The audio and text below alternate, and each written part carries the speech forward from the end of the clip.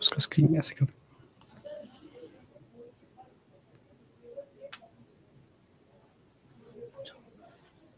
Hello hello hello. हाँ बेटा, audibility visibility perfect है तो एक बार दिल से आग लगा दो। ऑडिबिलिटी विजिबिलिटी परफेक्ट है तो एक बार दिल से आग लगा दो। बस कंटिन्यू कर देते हैं।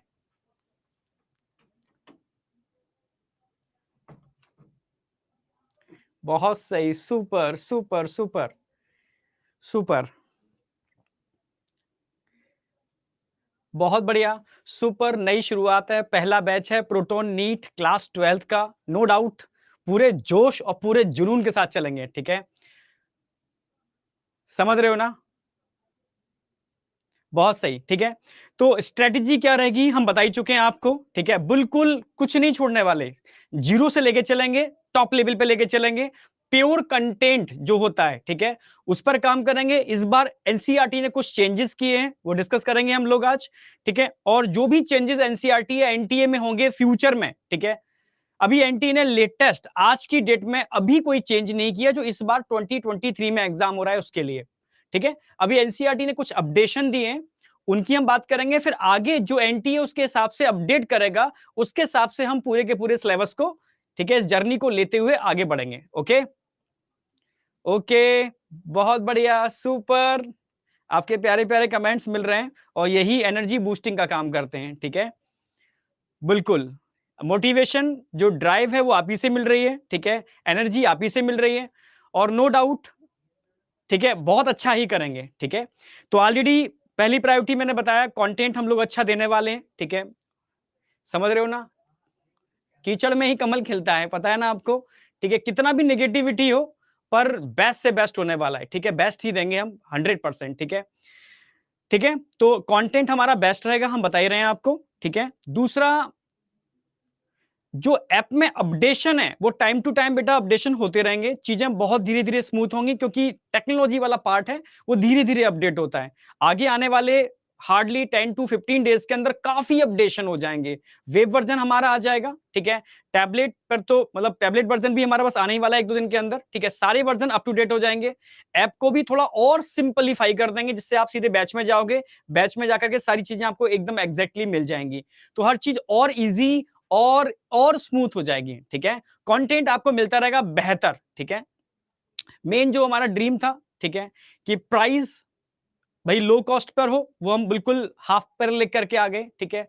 अगला ड्रीम था कि जो बच्चे वाकई में इस प्राइस को भी अफोर्ड नहीं कर पा रहे हैं, ठीक है, किसी भी कारण से, भाई नहीं वो, ठीक है, 2100-2200 रुपए नहीं दे पा रहे, तो उनके लिए हम फ्री कंटेंट कंटिन्यू यूट्यूब पर भी चलता रहेगा। बस अंतर इतना ही होता है कि यहाँ थोड़ा सा हम लोग एक एक बैच की तरह पूरा एकदम हर चीज पर ध्यान देते हुए एक बैच की तरह मोल्ड करते हैं, ठीक है? प्रॉपर डीपीपी, प्रॉपर, ठीक है, हम उसके DPP solution, proper test, proper NCERT, proper theory, जो भी अपडेशन होता रहेगा। पर वो कंटेंट वहां पर भी आपको हम किसी न किसी फॉर्म में देते रहेंगे, कोई ना कोई बैच लॉन्च करते रहेंगे वहां पर भी। पर डिपेंड करता है, चीजें दोनों आपको मिलेंगी, ठीक है? तो यूट्यूब पर भी हम कंटेंट देते रहेंगे, ठीक है? यहाँ बैच एक प्रॉपर वे में हाई एनर्जी से, ठीक है, चलता ही रहेगा। क्लियर बिल्कुल। और आगे हम ड्रॉपर के बैच लॉन्च करने ही वाले हैं, ठीक है? कम से कम 2 बैच लॉन्च करेंगे ड्रॉपर के, बेहतरीन बच्चे मतलब बैच होंगे, ठीक है? और एनर्जी सारे टीचर्स की एकदम हाई पीक पर है। तो कहीं न कहीं आपको कहीं नेगेटिविटी मतलब नेगेटिव होने की रिक्वायरमेंट है ही नहीं कहीं पर भी, एकदम पॉजिटिव रहो। टारगेट एकदम अर्जुन की तरह बिल्कुल, कहां पर? उसकी आइस पर, फिश की आइस पर, मछली की आइस पर होना चाहिए, ठीक है? मतलब नीट 2024 पर होना चाहिए, जो हमारा इसका टारगेट है। हाँ, इसमें हम बोर्ड को भी फोकस करने वाले हैं, मैंने बता दिया आपको। एनसीईआरटी बिल्कुल हम मतलब मास्टरी करा देंगे, चाहे हर सब्जेक्ट के अंदर, फिजिक्स, केमिस्ट्री, जूलॉजी, बॉटनी, चारों सब्जेक्ट के अंदर एनसीईआरटी मास्टरी होगी, ठीक है? पर कंसेप्ट हम छोड़ेंगे नहीं, क्योंकि कंसेप्ट सबसे इंपॉर्टेंट रोल प्ले करते हैं, ठीक है? तो कंसेप्चुअल लेके चलें और एनसीईआरटी लेके चलेंगे, एनसीईआरटी लाइन वाइज लाइन लेके चलेंगे, तो सभी चीजें आपको एकदम परफेक्टली लेके चलेंगे, ठीक है? तो कुछ मैं बता रहा हूं जो चेंजेस हुए हैं अभी अभी लेटेस्ट एनसीईआरटी की साइट पर देखोगे तो कुछ चेंजेस देखने को मिलेंगे, ठीक है? अब उन चेंजेस की बात कर लेते हैं, फिर आगे बढ़ते हैं, ठीक है? तो आज का टॉपिक समझ में आ रहा है, ह्यूमन रिप्रोडक्शन है। ह्यूमन रिप्रोडक्शन के अंदर हम जो कवर करने वाले हैं वो types of sex organ in human,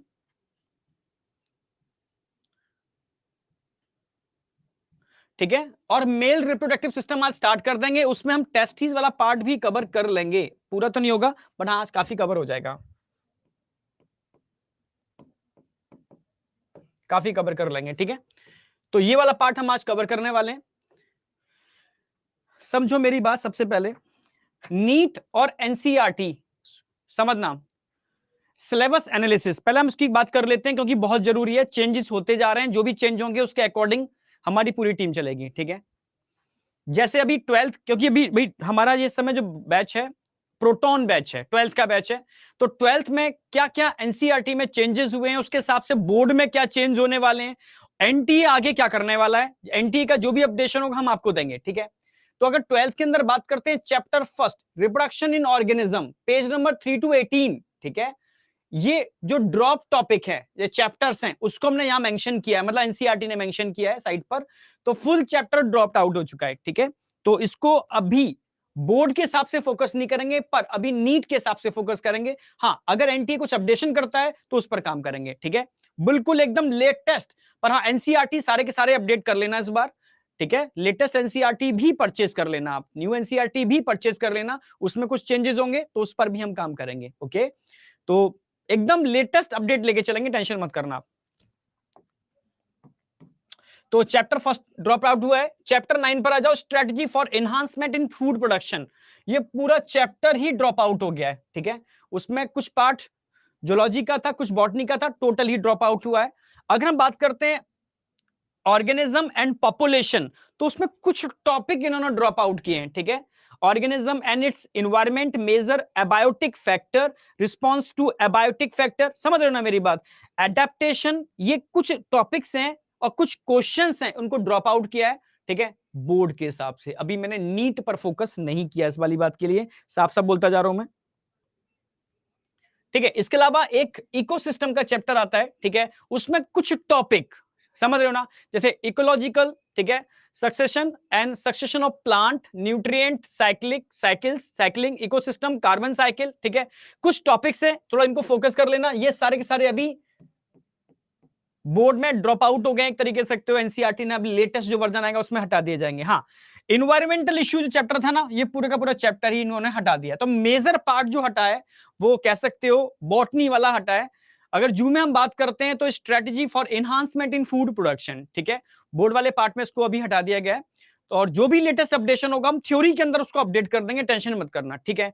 NTA को भी फॉलो करेंगे, मतलब नीट को फॉलो करेंगे अकॉर्डिंग टू एनटीए, और बोर्ड को भी फॉलो करेंगे, दोनों ही हमारे टारगेट हैं, दोनों को लेकर के चल रहे हैं, ओके, ठीक है, सुपर। आगे बढ़ते हैं। अब आज जो हम टॉपिक, जो यूनिट स्टार्ट करने वाले हैं, ठीक है, रिप्रोडक्शन। तो रिप्रोडक्शन के अंदर टोटल कितने चैप्टर्स आते हैं? टोटल 4 चैप्टर आएंगे, ठीक है।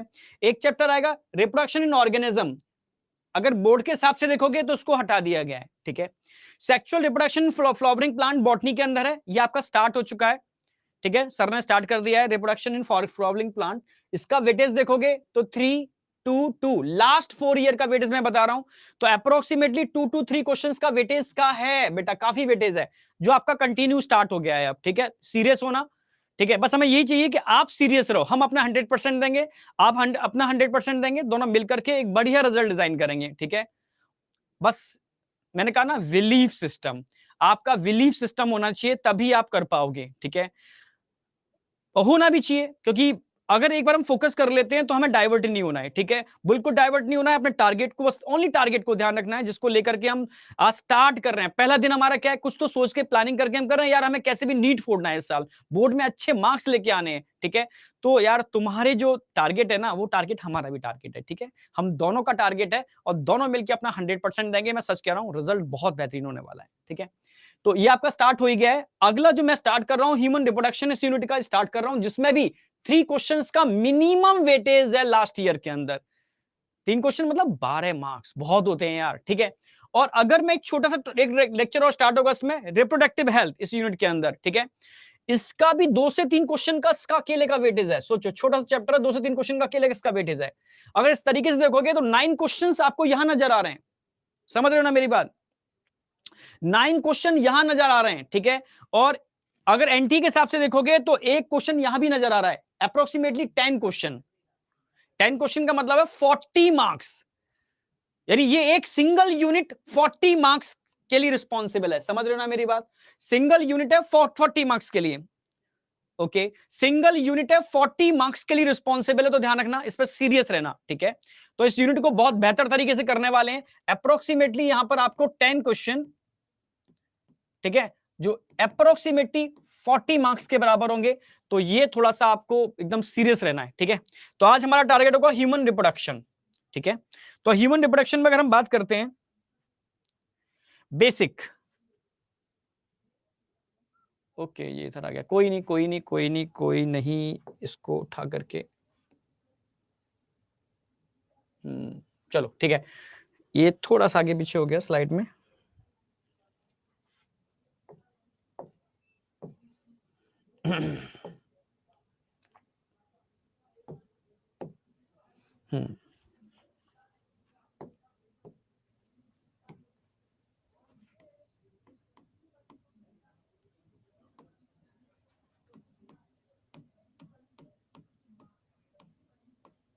ह्यूमन रिप्रोडक्शन की बात कर रहे हैं।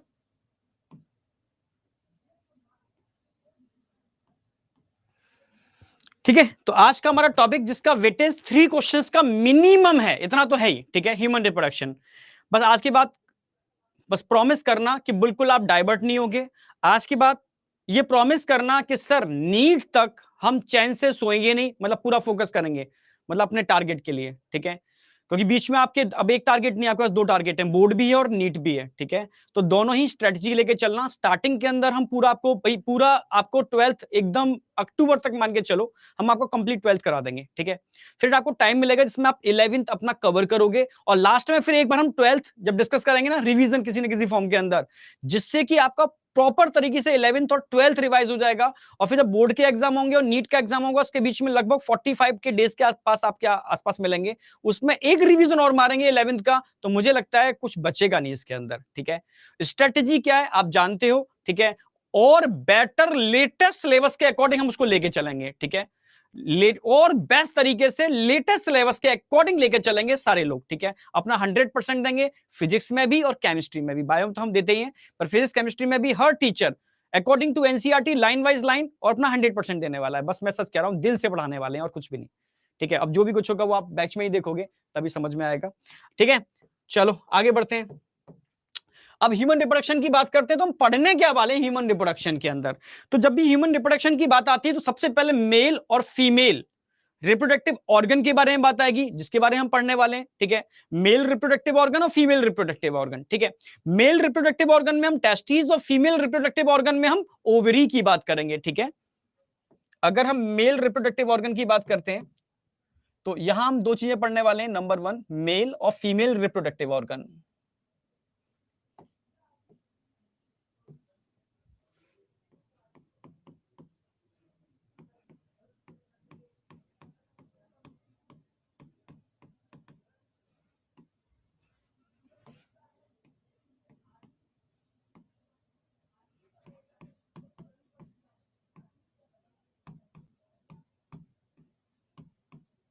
ठीक है, बहुत आराम से कराएंगे, मैंने कहा जीरो से स्टार्ट करेंगे, आपको टेंशन लेने की जरूरत नहीं है, ठीक है। मास्टरी हमें करानी है, कैसे करानी है, ठीक है, वो हमारे ऊपर छोड़ो। पर नौका में बैठना पूरे विश्वास के साथ, बिलीफ सिस्टम के साथ। अगर विश्वास से नौका में बैठोगे ना, 100% हम टारगेट यानी पार कर लेंगे, ठीक है। और अगर जरा भी विश्वास डगमगा रहा है, तो नौका में मत बैठना, ठीक है। सारा खेल विश्वास का है, बिलीफ सिस्टम का है, क्योंकि इतने सालों से पढ़ा रहे हैं, मुझे पता है बिलीफ सिस्टम कितने तगड़े तरीके से काम करता है, ठीक है। तो वापस स्टार्ट करते हैं।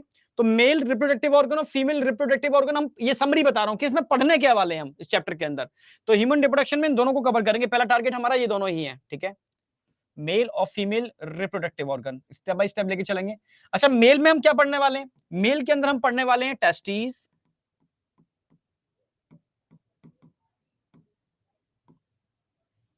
और फीमेल में हम पढ़ने वाले हैं ओवरी। फीमेल में पढ़ने वाले हैं हम ओवरी, ठीक है। अच्छा, टेस्टिस में हम क्या पढ़ने वाले हैं? टेस्टिस में हमारा टारगेट क्या होगा? टेस्टिस के अंदर हम पढ़ेंगे स्पर्मेटोजेनेसिस,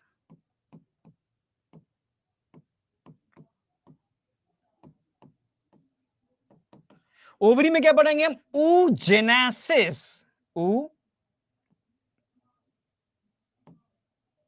oogenesis, ठीक है। अगर मैं स्पर्मेटोजेनेसिस की बात करता हूं, स्पर्मेटोजेनेसिस की बात करता हूं, किसका फॉर्मेशन होगा? Formation of sperm. यहां क्या होगा? Formation of sperm. यहां किसका फॉर्मेशन होगा? oogenesis के अंदर, oogenesis के अंदर फॉर्मेशन ऑफ ओवा, हैप्लॉइड, हैप्लॉइड। और स्पर्म जब ओवा को फर्टिलाइज करेगा, स्पर्म जब ओवा को फर्टिलाइज करेगा तो जायगोट बनेगा। मतलब सबसे पहले क्या पढ़ने वाले हैं यहां पर हम? Fertilisation, fertilisation. समझने की कोशिश करना, बहुत आराम से पढ़ेंगे, एक एक चीज क्लियर करके पढ़ेंगे, एकदम क्रिस्टल क्लियर करके पढ़ेंगे। ह्यूमन रिप्रोडक्शन जिसका वेटेज 3 क्वेश्चंस का है, जिसमें हम मेल और फीमेल रिप्रोडक्टिव ऑर्गन पढ़ने वाले हैं। अच्छा ठीक है, मेल और फीमेल रिप्रोडक्टिव ऑर्गन पढ़ने वाले हैं, समझना मेरी बात, ठीक है।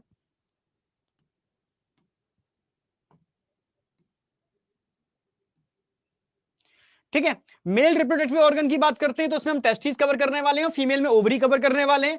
टेस्टिस की बात करते हैं तो टेस्टिस में हम सबसे पहले गैमीटोजेनेसिस पढ़ेंगे, गैमीट बनते कैसे हैं, मेल गैमीट का फॉर्मेशन कैसे होता है, स्पर्मेटोजेनेसिस कैसे होती है। ऐसे ही ओवरी में हम पढ़ने वाले हैं oogenesis कैसे होती है, आप समझ रहे हो। तो स्पर्मेटोजेनेसिस एंड oogenesis पढ़ने वाले हैं, ठीक है, समझ रहे हो ना मेरी बात। फाइनली हम क्या पढ़ने वाले हैं? फर्टिलाइजेशन, फर्टिलाइजेशन, समझ रहे हो ना मेरी बात। इसके बाद पढ़ने वाले हैं फर्टिलाइजेशन, कि मेल और फीमेल गैमीट किस तरीके से फ्यूज करते हैं, फर्टिलाइजेशन कैसे होता है। और फर्टिलाइजेशन का मतलब होता है फॉर्मेशन ऑफ जाइगोट। फर्टिलाइजेशन का मतलब क्या होगा? Formation of zygote. यानी यहां हम पढ़ने वाले हैं फॉर्मेशन ऑफ जाइगोट, पूरी मैकेनिज्म है, फॉर्मेशन ऑफ जाइगोट, ठीक है। जब जाइगोट का फॉर्मेशन होगा, जब जाइगोट का फॉर्मेशन होगा, जो डिप्लॉयड होता है उससे एम्ब्रियो बनेगा। पर एम्ब्रियो से पहले क्या होगा? इम्प्लांटेशन। तो फॉर्मेशन ऑफ जाइगोट में डिप्लॉयड जाइगोट होता है, ये पता ही है आपको।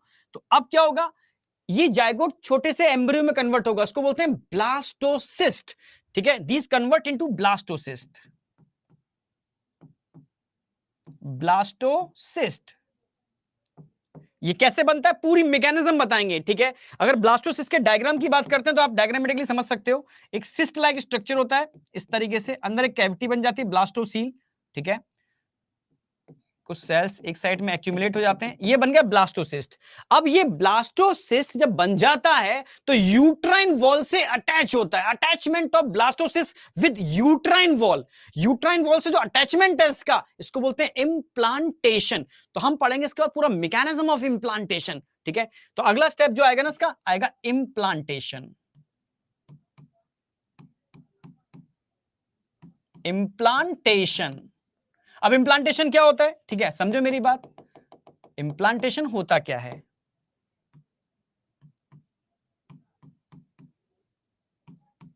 इम्प्लांटेशन, अब इम्प्लांटेशन की अगर बात की जाए ना, तो आप जानते हो ना, इस तरीके से विलाई लाइक स्ट्रक्चर होते हैं एम्ब्रियो में। स्टार्टिंग में ये एम्ब्रियो है, मान लो ये एम्ब्रियो है, इस एम्ब्रियो का अटैचमेंट होगा एंडोमेट्रियम से। इस एम्ब्रियो का अटैचमेंट किससे होगा? एंडोमेट्रियम से। फिंगर लाइक प्रोजेक्शन उसमें भी बन जाते हैं, ये है एंडोमेट्रियम, ये है endometrium. Attachment of embryo with endometrium, ठीक है, ये अटैचमेंट हो गया। तो इस एम्ब्रियो का एंडोमेट्रियम से जो अटैचमेंट है, इसी को बोलते हैं इम्प्लांटेशन। यानी सबसे पहले जाइगोट बनेगा, जाइगोट डिप्लॉइड होता है, जाइगोट के अंदर जाइगोट से ब्लास्टोसिस्ट बनेगा, इनिशियल एम्ब्रियो, ठीक है।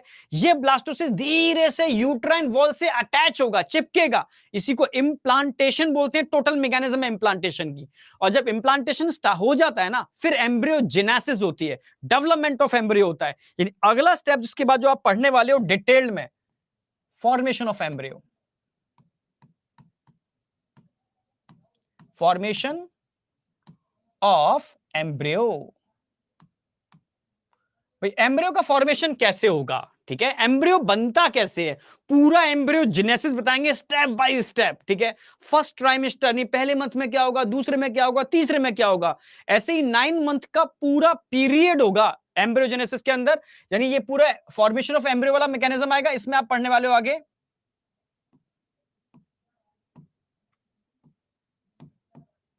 gestation period, जो कितने टाइम का होता है, 9 मंथ का होता है। 9 मंथ का एक पीरियड होता है, ठीक है, जेस्टेशन पीरियड, आप उसके बारे में पढ़ने वाले हो, ठीक है, जिसमें 3 ट्राइमेस्टर होते हैं, 3 मंथ में डिवाइड किया है। तो किस मंथ में क्या चेंजेस होते हैं एम्ब्रियो के अंदर, वो पूरा का पूरा आप यहां समझने वाले हो, ठीक है। फिर आगे हम पढ़ेंगे जब मैच्योर हो जाता है एम्ब्रियो, ठीक है, तब एक मैकेनिज्म होती है जिसके थ्रू बाहर आता है, इसको बोलते हैं पार्चुरेशन। फिर इसके बाद आप नेक्स्ट आप पढ़ने वाले हो पार्चुरेशन।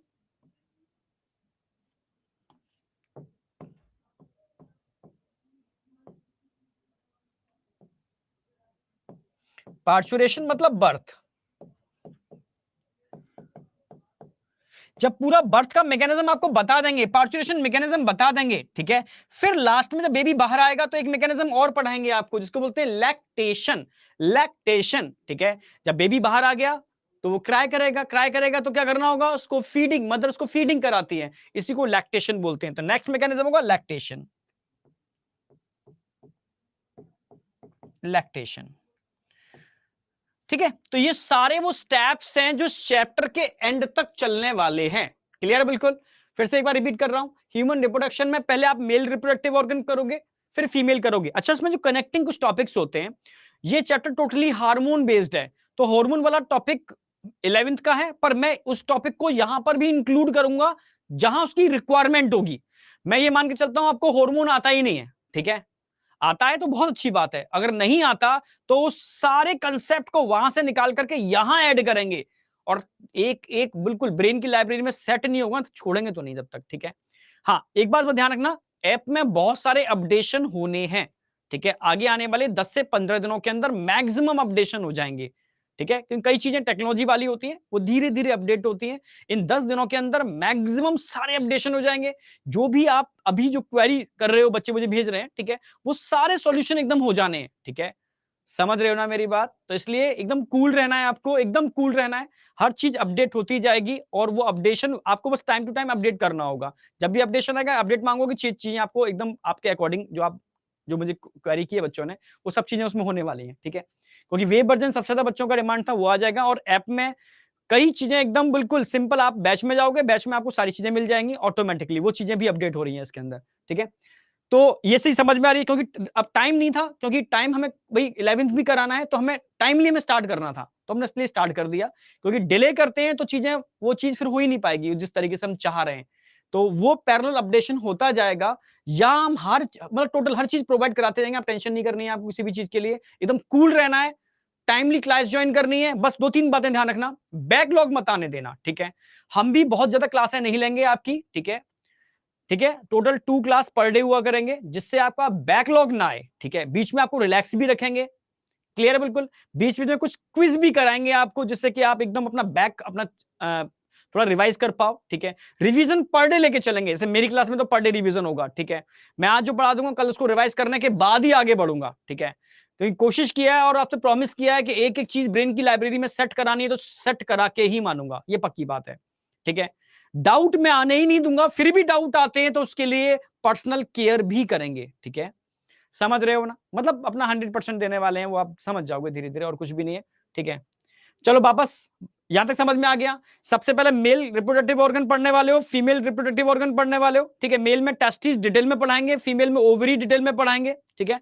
फाइनली स्पर्मेटोजेनेसिस oogenesis की बात करेंगे। स्पर्मेटोजेनेसिस में स्पर्म बन रहे हैं, और oogenesis के अंदर ओवा बन रहे हैं, ठीक है। स्पर्म और ओवा जब फर्टिलाइज करते हैं, उसकी पूरी मैकेनिज्म है फर्टिलाइजेशन की, ठीक है। फिर फर्टिलाइजेशन के बाद एक मैकेनिज्म होती है, कह सकते हो कि जिसके अंदर ब्लास्टोसिस्ट बनता है, क्लीवेज। तो क्लीवेज की पूरी मैकेनिज्म पढ़ेंगे फर्टिलाइजेशन के बाद, ब्लास्टोसिस्ट का फॉर्मेशन। फिर ब्लास्टोसिस्ट के बाद होता है implantation, attachment of embryo with uterine wall. Uterine wall या यूट्रस की वॉल से इस एम्ब्रियो का अटैचमेंट, पूरी मैकेनिज्म है, ये समझेंगे। फिर जब अटैचमेंट हो जाता है तो फॉर्मेशन ऑफ एम्ब्रियो या एम्ब्रियो जेनेसिस स्टार्ट होती है, ठीक है। एम्ब्रियो का बनना स्टार्ट होता है, इसके बनने का जो पूरा पीरियड होता है, ठीक है, 9 मंथ का पीरियड होता है, इसको जेस्टेशन पीरियड बोलते हैं, वो पूरे का पूरा हम पढ़ने वाले हैं इसके अंदर। और फाइनली पार्चुरेशन मैकेनिज्म पढ़ेंगे, बेबी बाहर कैसे आता है, बर्थ कैसे होती है, ठीक है, किस तरीके से वो एक तरीके से न्यूरो एंडोक्राइन मैकेनिज्म है, ठीक है। न्यूरॉन्स और हार्मोन दोनों का कॉम्बिनेशन कैसे होता है, ठीक है। तो पूरा मैकेनिज्म पढ़ेंगे पार्चुरेशन का। फाइनली लैक्टेशन, लैक्टेशन का मतलब होता है वो पीरियड जिसमें मदर अपने फीटस को फीडिंग कराती है, मिल्क प्रोवाइड कराती है, वो लैक्टेशन पीरियड है जो अकॉर्डिंग टू एनसीईआरटी 6 मंथ का होता है। क्लियर है बिल्कुल? तो ये हमारा टारगेट है इस चैप्टर का। ठीक है, एक एक करके आगे बढ़ेंगे। तो सबसे पहले हम बात करेंगे types of sex organ in human. ठीक है, types of sex organ in human. अच्छा, ये इसमें चला गया है। ठीक है, कोई नहीं कोई नहीं कोई नहीं। ठीक है, एक काम करते हैं,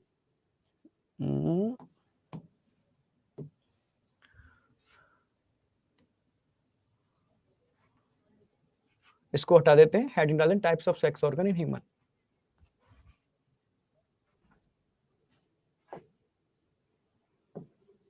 मेल रिप्रोडक्टिव सिस्टम यहां से हटाते हैं।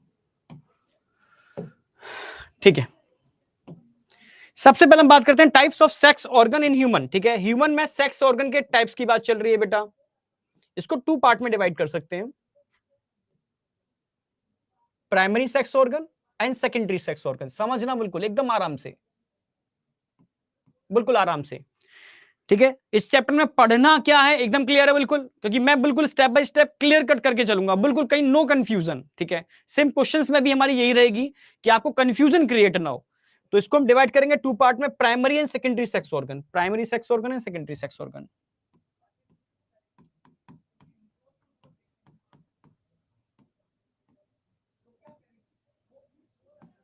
Primary sex organs and secondary sex organ.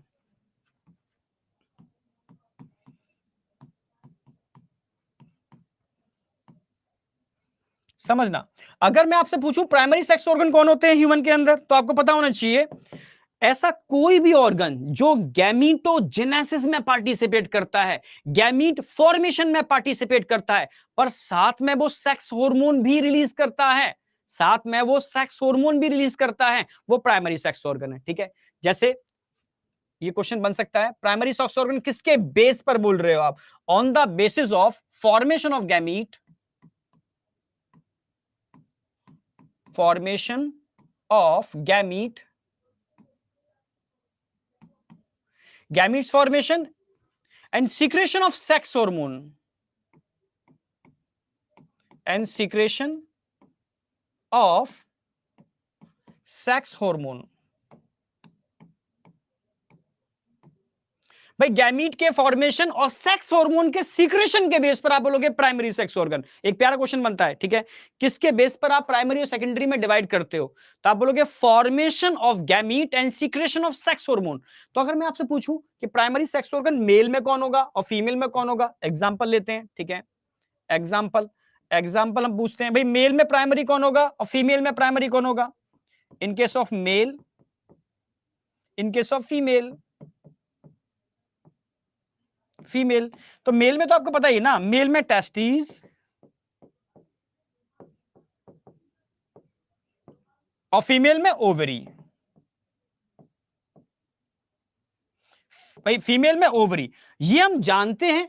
Testis के अंदर गैमेटोजेनेसिस होती है, ओवरी में भी गैमेटोजेनेसिस होती है, पर टेस्टिस का सेक्स हार्मोन रिलीज करती है। यस, टेस्टोस्टेरोन का जो एक एंड्रोजन है, मेन सोर्स क्या है?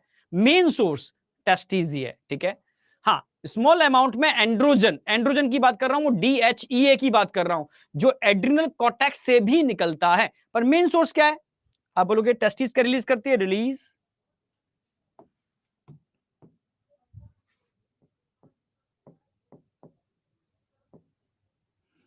एंड्रोजन। कौन सा एंड्रोजन? टेस्टोस्टेरोन। टेस्टोस्टेरोन एक सेक्स हार्मोन है, मेल सेक्स हार्मोन, जो टेस्टिस से निकलता है। अच्छा, ओवरी से क्या रिलीज होता है? ओवरी से ध्यान रखना है आपको, प्रोजेस्टेरोन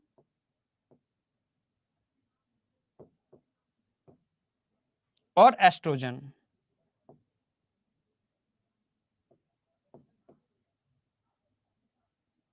ठीक है, तो फीमेल में सेक्स हार्मोन की अगर बात की जाए तो एस्ट्रोजन फीमेल का मेन सेक्स हार्मोन है, साथ में प्रोजेस्टेरोन जो प्रेगनेंसी को मेंटेन करने का काम करता है। डिटेल्ड में पढ़ेंगे हम, डिटेल्ड में। ठीक है, टेस्टिस के अंदर एंड्रोजन की बात करेंगे, और एंड्रोजन में कौन सा androgen? Androgen is a group of, ये कह सकते हो क्लासिफिकेशन कर रहे हैं ना, तो हमने एक एंड्रोजन बना दिया क्लास। ठीक है, उस एंड्रोजन में बहुत सारे टाइप के एंड्रोजन हो सकते हैं, उसी में एक टाइप है DHEA, डिहाइड्रोएपिएंडोस्टेरोन, उसी में एक टाइप है टेस्टोस्टेरोन। तो DHEA इस टाइप का एंड्रोजन कहां से निकलता है? एड्रिनल ग्लैंड से। और टेस्टोस्टेरोन टाइप का एंड्रोजन कहां से निकलता है? टेस्टिस से। यानी टेस्टिस और ओवेरी की अगर बात की जाए तो ये सेक्स हार्मोन भी रिलीज करते हैं और फॉर्मेशन ऑफ गैमीट यानी गैमीटोजेनेसिस में भी पार्टिसिपेट करते हैं। इसीलिए इन दोनों को हम क्या बोलने वाले हैं? Primary sex organ. तो प्राइमरी सेक्स ऑर्गन कौन होगा बेटा? प्राइमरी सेक्स ऑर्गन कौन होगा? आपको ध्यान रखना है, प्राइमरी सेक्स ऑर्गन यहां पर, ठीक है, टेस्ट मेल के केस में टेस्टिस और फीमेल के केस में ओवरी। क्यों होगा? समझ में आ गया ना? तो एक क्वेश्चन तो यही बनेगा कि किसके बेस पर आप बोल सकते हो प्राइमरी और secondary sex organ. Okay,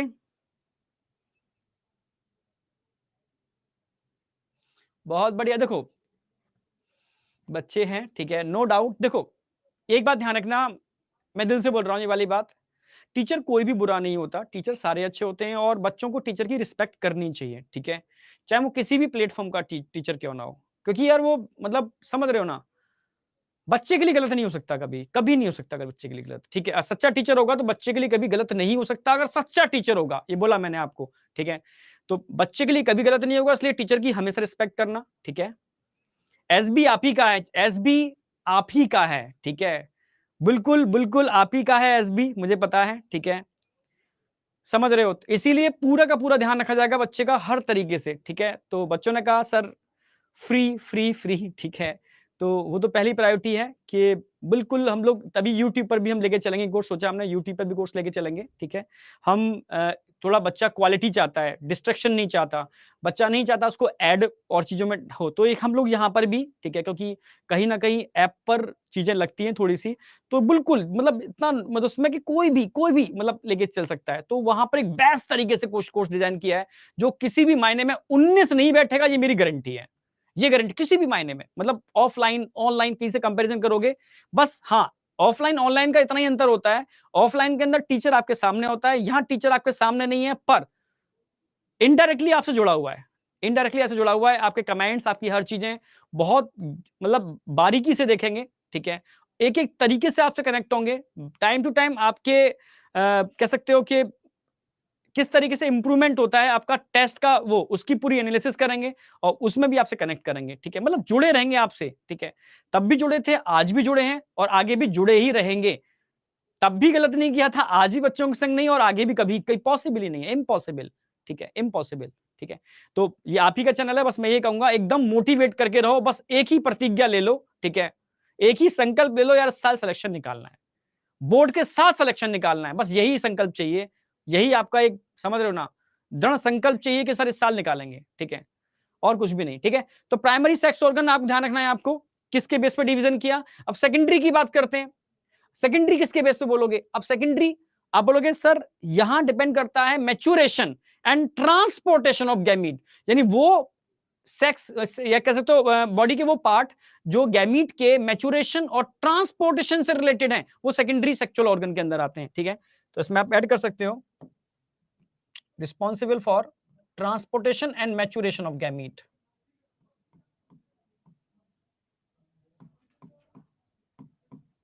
transportation and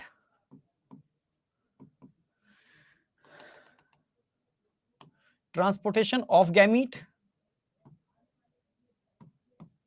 and maturation of gamete and maturation of gametes. अच्छा, किसी भी गैमीट के ट्रांसपोर्टेशन और मैच्योरेशन के लिए कौन कौन पार्ट रिस्पॉन्सिबल होगा? तो यहां पर भी आप डिवाइड कर सकते हो, एग्जांपल के अंदर भी मेल में क्या होगा, फीमेल में क्या होगा, ठीक है, सेम वही चीज। वैसे तो आप कोई भूलने वाले तो नहीं हो उसको। अगर मैं मेल में बात करता हूं और अगर फीमेल में,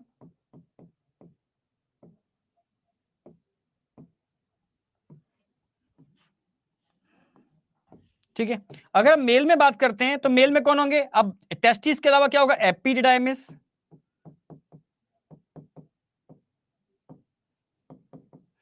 और क्या होगा? वास डिफरेंस, और क्या होगा? ठीक है, इसके अलावा, ठीक है, epididymis, vas deferens, ejaculatory duct,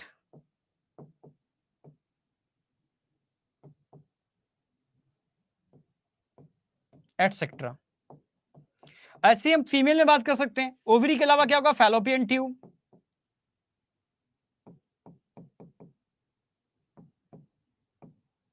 और देखो और क्या होगा इसके अलावा, फैलोपियन ट्यूब के अलावा? यूटरस। जरा और बताओ इसके अलावा और क्या हो सकता है? ठीक है, cervix, all are secondary, cervix etcetera. ठीक है, ये सब क्या है? सेकेंडरी सेक्सुअल ऑर्गन, जो कहीं ना कहीं ट्रांसपोर्टेशन और मैच्योरेशन से रिलेटेड है, जहां पर गैमीट का मैच्योरेशन होता है और ट्रांसपोर्टेशन होता है। आप समझ पा रहे हो ना? Yes yes yes, super. ठीक है, तो मेल और फीमेल, मेल में क्या होगा, फीमेल में क्या होगा, एकदम क्लियर है। ठीक है, मेल और फीमेल के अंदर इनको प्राइमरी क्यों बोल रहे हैं, ये भी क्लियर है। ठीक है, अब आगे बढ़ते हैं, आगे बढ़ते हैं। अब सबसे पहले हम बात करेंगे मेल रिप्रोडक्टिव ऑर्गन। ठीक है, पहला टारगेट हमारा क्या है? Mail reproductive organ.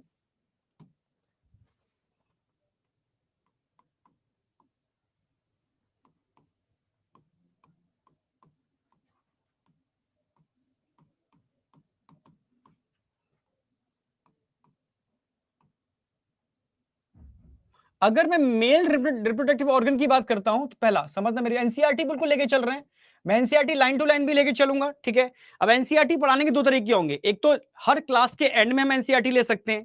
ठीक है, एक तरीका ये होगा। ठीक है, कुछ टीचर को डिपेंड करेगा कौन किसको किस तरीके से लेना है, या लेक्चर के एंड में हम पूरा एनसीईआरटी सेशन ही ले लेंगे। ठीक है, पूरा एनसीईआरटी सेशन, तो ये भी रख सकते हैं। ठीक है, आज तो अभी मैंने कॉमन पैटर्न लिया, लेक्चर के साथ एनसीईआरटी लूंगा, पर हो सकता है आगे जाकर के हम लेक्चर के एंड में पूरा NCERT session line wise line और NCERT line wise line question practice, ये दो सेशन रखेंगे। ठीक है भाई, मैं तो रखूंगा जिससे कि बच्चे की प्रैक्टिस एकदम खतरनाक लेवल की हो जाए। ठीक है, आप समझ रहे हो? तो कुछ चीजें हम नहीं रखेंगे जो जरूरी भी है, और बोर्ड और नीट का यार संकल्प आपने भी लिया है, संकल्प हमने भी लिया है। ठीक है, कराएंगे, बेस्ट कराएंगे। ठीक है, तो अगर मेल रिप्रोडक्टिव ऑर्गन की बात करते हैं, तो पहला क्वेश्चन आता है, ये किस रीजन में होते हैं बॉडी के? तो बॉडी के रीजन की बात करते हैं तो पेल्विस रीजन होता है हमारा, पेल्विस रीजन, पेल्विक नीचे वाला रीजन। ठीक है, तो जो पेल्विस रीजन होता है उसके अंदर मेल और फीमेल रिप्रोडक्टिव ऑर्गन प्रेजेंट होते हैं। तो system located in pelvis, pelvis region of body. पहले पहला क्वेश्चन तो यहां बनता है। अच्छा, क्या क्या इसमें इंक्लूड होता है? Which of the following include in male reproductive organ, which of the following include in male reproductive organ? तो आप किसके बेस पे बोलोगे? A pair of testes, a pair of testes. आप समझना, a pair of testes, testes pair में होते हैं। ठीक है, तो a pair of testes, accessory duct. तो टेस्टीज क्या हो गए यहां पर? Primary sex organ. टेस्टीज की अगर मैं बात करूं तो ये क्या हो गए? Primary sex organ. Simple question इसे मिल जाएगा। एसेसरी डक्ट पढ़ाने वाले हैं, इसके अंदर क्वेश्चन आएगा, विच of the following include in male sex accessory duct? भाई इनमें से वो कौन कौन सी नलिकाएं हैं, समझ, जैसे इंग्लिश मीडियम के बच्चे होंगे। ठीक है, इसमें से कौन कौन से जो डक्ट हैं जो मेल सेक्स एसेसरी डक्ट में इंक्लूड होते हैं? अभी डायग्राम में डिटेल में समझाऊंगा आपको। ठीक है, पर एक ओवरव्यू दे रहा हूं मैं। तो यहां पर आपको रटी टेस्टीज पढ़ाएंगे हम,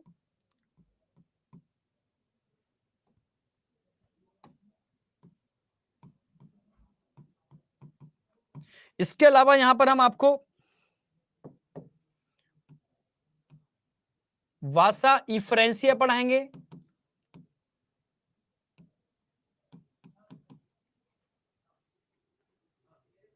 इसके अलावा आपको एपीडिडाइमिस, एपीडिडाइमिस और वास डिफरेंस, और वास, ये चारों जो डक्ट है बेटा, मेल सेक्स एसेसरी डक्ट है।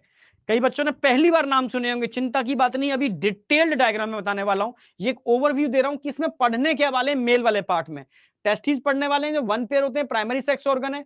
एसेसरी डक्ट पढ़ने वाले हैं, इसमें रटी टेस्टिस आते हैं, वासा इफ्रेंसिया आती है, एपीडिडाइमिस आती है और वास डिफरेंस आती है। क्या होती हैं डक्ट, पूरा डायग्राम बना के समझाऊंगा। ठीक है, एसेसरी ग्लैंड्स पढ़ने वाले हैं, तो अगर हम मेल सेक्स एसेसरी ग्लैंड्स की बात करते हैं ना, तो यहां आप पढ़ने वाले हो,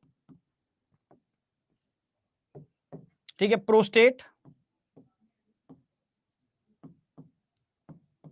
यहां आप पढ़ने वाले हो सेमेनल वेसिकल,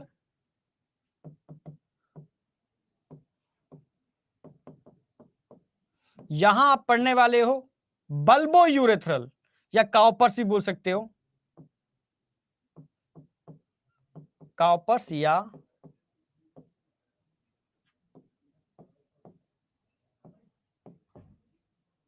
बल्बो यूरेथ्रल। ये 3 ग्लैंड पढ़ोगे आप डिटेल में। ये प्रोस्टेट होती है, सिंगल होती है, ये दोनों पेयर में होती हैं। ठीक है, ये हम पढ़ने वाले हैं यहां पर सेक्स एसेसरी डक्ट के अंदर, ये टारगेट है हमारा। ठीक है, इसके अलावा अगर हम बात करते हैं एक्सटर्नल जेनाइटेलिया में, क्या पढ़ने वाले हो? नंबर 1 स्क्रोटम, और नंबर 2 पढ़ने वाले हो पेनिस। ये टारगेट है हमारा मेल सेक्स एसेसरी, ठीक है, मेल रिप्रोडक्टिव सिस्टम का। ठीक है, तो सबसे पहले मैंने आपको एक ओवरव्यू दिया कि इस चैप्टर में क्या पढ़ने वाले हो। ठीक है, आप मेल रिप्रोडक्टिव ऑर्गन और फीमेल रिप्रोडक्टिव ऑर्गन पढ़ने वाले हो, जिसमें आप गैमिटोजेनेसिस पढ़ने वाले हो, जिसमें आप फर्टिलाइजेशन पढ़ने वाले हो, जिसके अंदर आप, ठीक है, ब्लास्टोसिस्ट फॉर्मेशन की मैकेनिज्म पढ़ने वाले हो, फिर इंप्लांटेशन की मैकेनिज्म पढ़ने वाले हो, फिर embryogenesis, gestation period, then again parturition and lactation. ये पूरा चैप्टर का कंक्लूजन है। ठीक है, फिर आप सेकंड क्या करने वाले हो भाई? मेल वाला पार्ट पहले स्टार्ट करोगे। ठीक है, मेल वाले पार्ट में आप टेस्टिस कवर करोगे, फिर एसेसरी डक्ट इसमें कवर करोगे, टेस्टिस के अंदर ही आएगा। एसेसरी ग्लैंड हम आगे टेस्टिस की बात कराएंगे, जिसमें आप ये तीनों ग्लैंड आप कवर करोगे, एक सिंगल होती है, ये दोनों पेयर में होती हैं। ठीक है, फिर हम एक्सटर्नल जेनाइटेलिया पढ़ाएंगे इसके अंदर, जिसमें स्क्रोटम और पेनिस कवर करेंगे। ये टारगेट हो गया हमारा। ठीक है, ओवरव्यू, इस ओवरव्यू से क्वेश्चन मिल जाएगा आपको, इस ओवरव्यू से ही क्वेश्चन मिल जाता है। अब एक एक करके चलेंगे। ठीक है, पहले मैं इस पूरे का ओवरव्यू डायग्राम दूंगा, फिर मैं आगे बढ़ूंगा। ठीक है, अच्छा एक मिनट,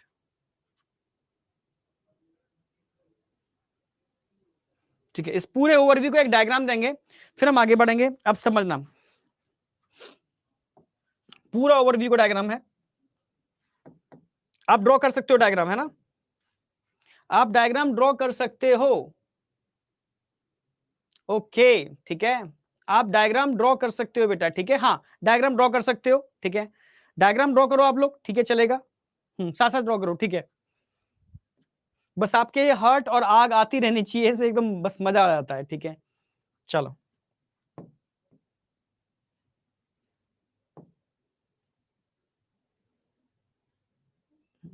ये ले लेते हैं, समझना।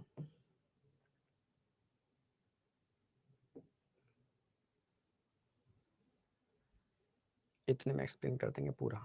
ठीक है,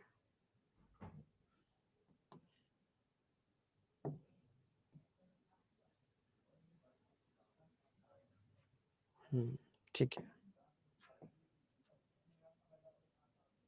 देखो, सबसे पहले हम टेस्टिस की बात करेंगे, साइड व्यू ऑफ टेस्टिस।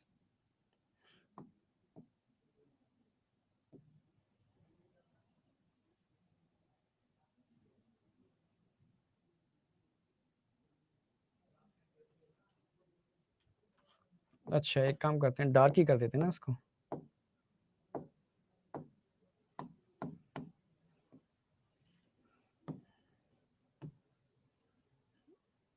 ये ठीक है, अब साफ साफ दिखेगा।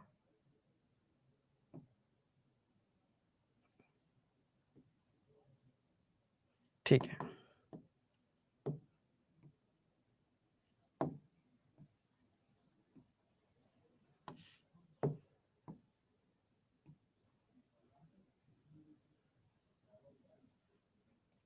समझने की कोशिश करना।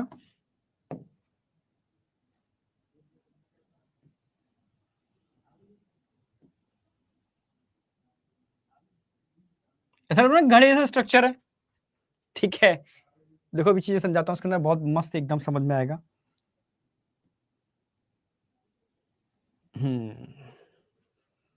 यस, ऐसा ही स्ट्रक्चर होता है। ठीक है, और यहां एक कॉर्ड लाइक स्ट्रक्चर भी दिखाएंगे हम।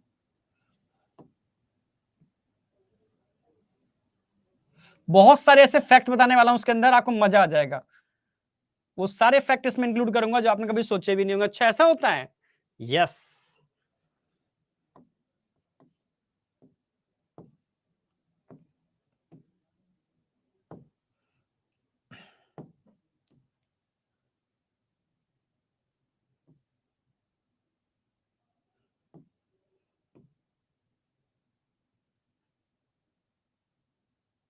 देखो, ये है टेस्टिस, पेयर में होते हैं, ये साइड व्यू है। ये साइड व्यू है। अगर मैं फ्रंट व्यू दिखाऊंगा ना इसका, तो अभी दिखाता हूं फ्रंट व्यू भी, पूरा एकदम क्लियर करते हैं इसको बढ़िया तरीके से। येलो कलर लेते हैं या व्हाइट कलर लेते हैं इसके लिए। ये यहां होगा एपिडिडाइमिस, यहां से डक्की फॉर्म में बाहर आएगा ये ऐसे,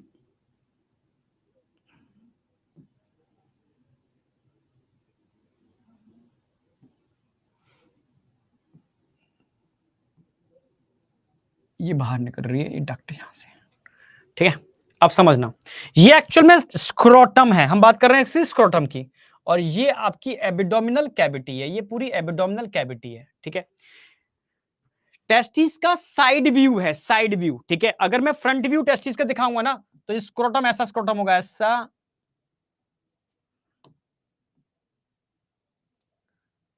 ये स्क्रोटम है।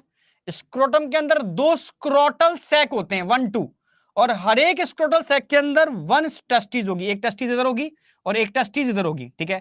तो अगर ध्यान से देखोगे ना, तो स्क्रोटम एक स्किन का पाउच होता है जिसके अंदर सेपरेट 2 चैम्बर होते हैं जिनको स्क्रोटल सैक बोलते हैं। क्या बोलते हैं? Scrotal sac. हर एक सैक में एक और एक यानी 1 पेयर टेस्टिस होते हैं टोटल, ठीक है। क्लियर है बिल्कुल। तो ये साइड व्यू है, साइड से देखोगे तो आपको एक ही टेस्टिस मिलेगी, और साइड व्यू देखोगे तो सेकंड व्यू देखोगे तो सेकंड टेस्टिस दूसरी साइड में होगी, फ्रंट व्यू देखोगे तो दोनों टेस्टिस दिखेंगे, ठीक है। तो एक में हम डायग्राम थोड़ा अच्छे से बना पाते हैं, तो मैं सिंगल व्यू ही दिखाता हूं शुरू से, ठीक है। इतने साल हो गए मैं साइड व्यू ही दिखाता हूं, पर एनसीईआरटी से मैं फ्रंट व्यू और साइड व्यू दोनों एकदम तरीके से एक्सप्लेन कर देता हूं, ठीक है। आज बहुत सारे फैक्ट बताने वाला हूं उसके अंदर, बेहतरीन फैक्ट, ठीक है।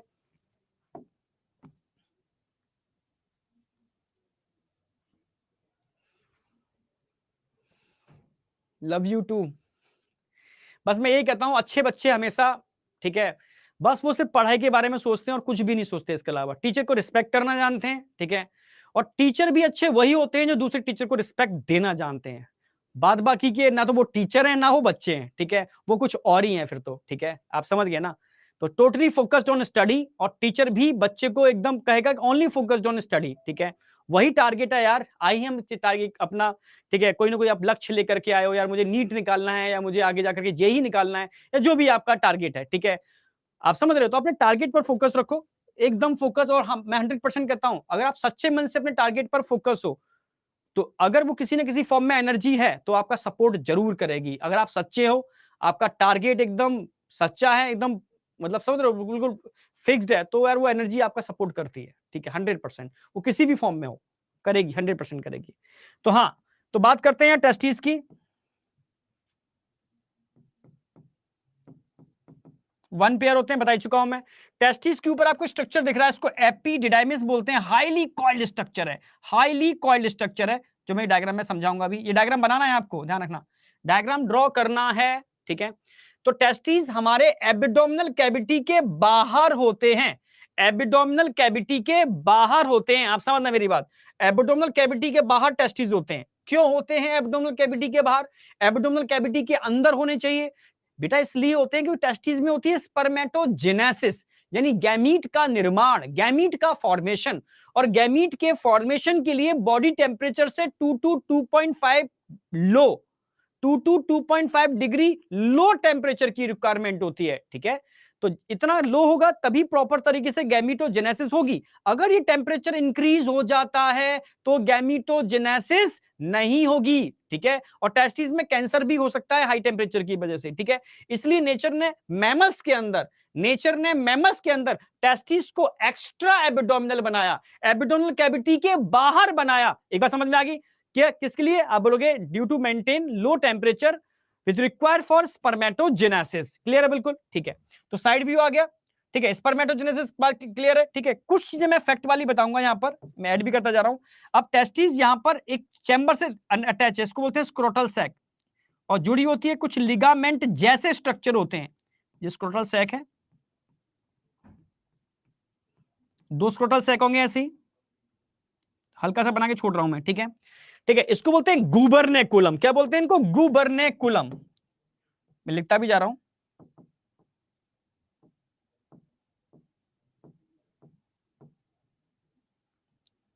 गुबरनेकुलम। और ये स्क्रोटम है, या इधर ही लिखते हैं, इट इज स्क्रोटम, और हर एक स्क्रोटम में 2 स्क्रोटल सैक होते हैं, ठीक है, 2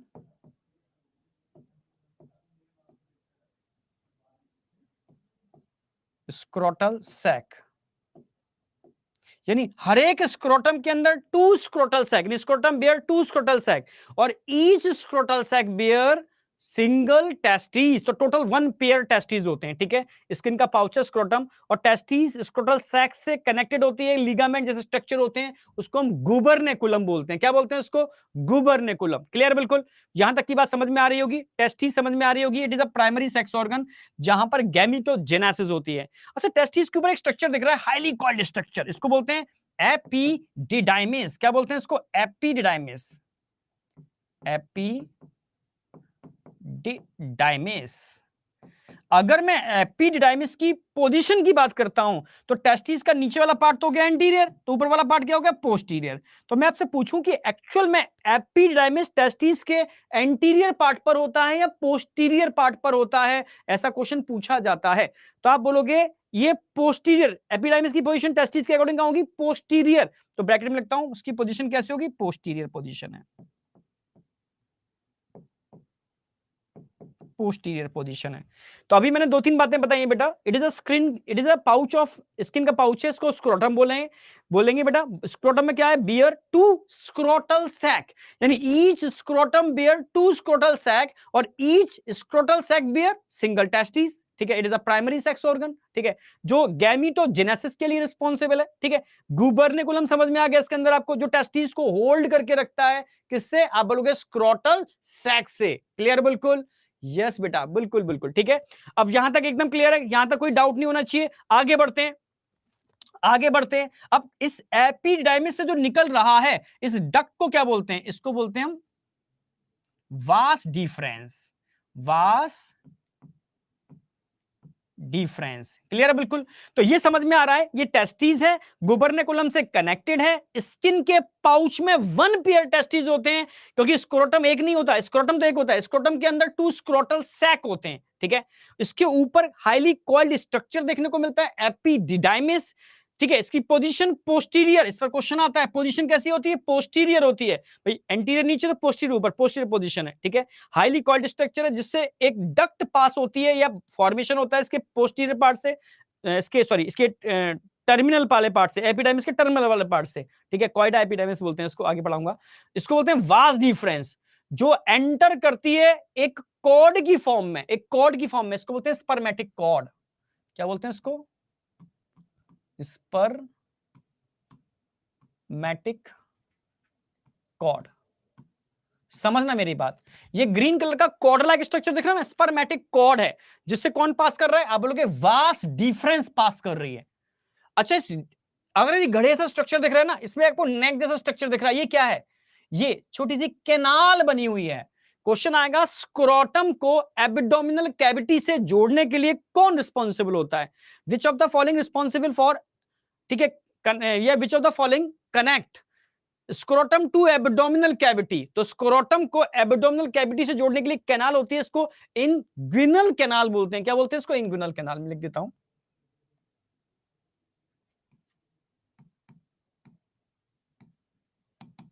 इंग्विनल कैनाल, इंग्विनल कैनाल, ठीक है।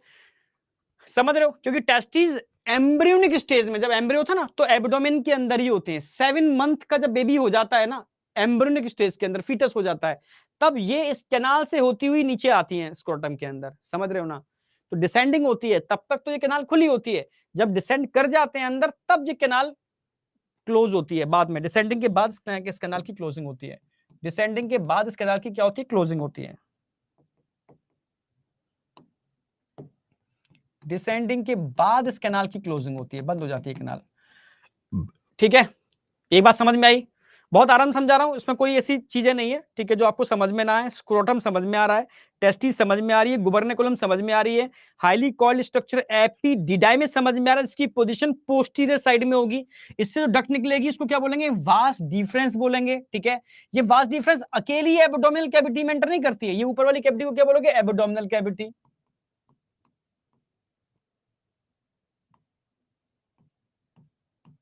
Abdominal cavity. अब एब्डोमिनल कैविटी में अकेली डक्ट ही नहीं जाती, ये डक्ट एक कॉर्ड की फॉर्म में जाती है। किसकी फॉर्म में, कॉर्ड समझ तो, कॉर्ड जैसे मैं दिखाऊं आपको, ये समझ लो कि इसे यहां दिख गया, हाँ ठीक है। जैसे समझो ये वायर है, ये पूरी कॉर्ड है, वायर क्या है, पूरी कॉर्ड है, समझना मेरी बात। इस कॉर्ड के अंदर कोई एक वायर नहीं है, इस कॉर्ड में ढेरों सारे वायर हैं जो इन सारी पिन से कनेक्टेड हैं। अगर कॉर्ड को कट करोगे ना तो इस कॉर्ड के अंदर ढेरों सारे वायर देखने को मिलेंगे। तो ये पूरी कॉर्ड लाइक स्ट्रक्चर है जो स्क्रोटम से एब्डोमिनल कैविटी में एंटर कर रहा है। इस कॉर्ड के अंदर एक तो वास डिफरेंस होगी, कुछ मसल्स भी होते हैं, एक आर्टरी होती है, एक वेन होती है, एक कैपिलरी, समझ रहे हो ना मेरी बात, लिम्फ वेसल्स होती है, एक नर्व भी होती है, समझ रहे हो। ये सबसे मिलने से एक मोटी कॉर्ड लाइक स्ट्रक्चर बनता है। इस ग्रीन कलर की कॉर्ड को स्पर्मेटिक कॉर्ड बोलते हैं, जिसके अंदर बहुत कुछ होगा, मैं लिख भी देता हूं, थोड़ा आइडिया भी रहेगा आपको, ठीक है। स्पर्मेटिक कॉर्ड में क्या क्या होगा, स्पर्मेटिक कॉर्ड के अंदर, स्पर्मेटिक कॉर्ड के अंदर आप लिख सकते हो सर, यहां पर एक तो होगी वास डिफरेंस, वास, और क्या होगा सर, इसके अलावा आप यहां बोल सकते हो वास डिफरेंस के अलावा, ठीक है, एक आर्टरी होगी, एक वेन भी होगी, एक लिम्फ वेसल्स भी होंगे, ठीक है, एक नर्व भी होगी। ये सब मिलकर के कॉर्ड लाइक स्ट्रक्चर बनाते हैं, इसको बोलते हैं स्पर्मेटिक कॉर्ड। क्लियर है बिल्कुल। और यहां से इस कैनाल से होती हुई ये कहां एंटर करती है, एब्डोमिनल कैविटी में, ये एब्डोमिनल कैविटी,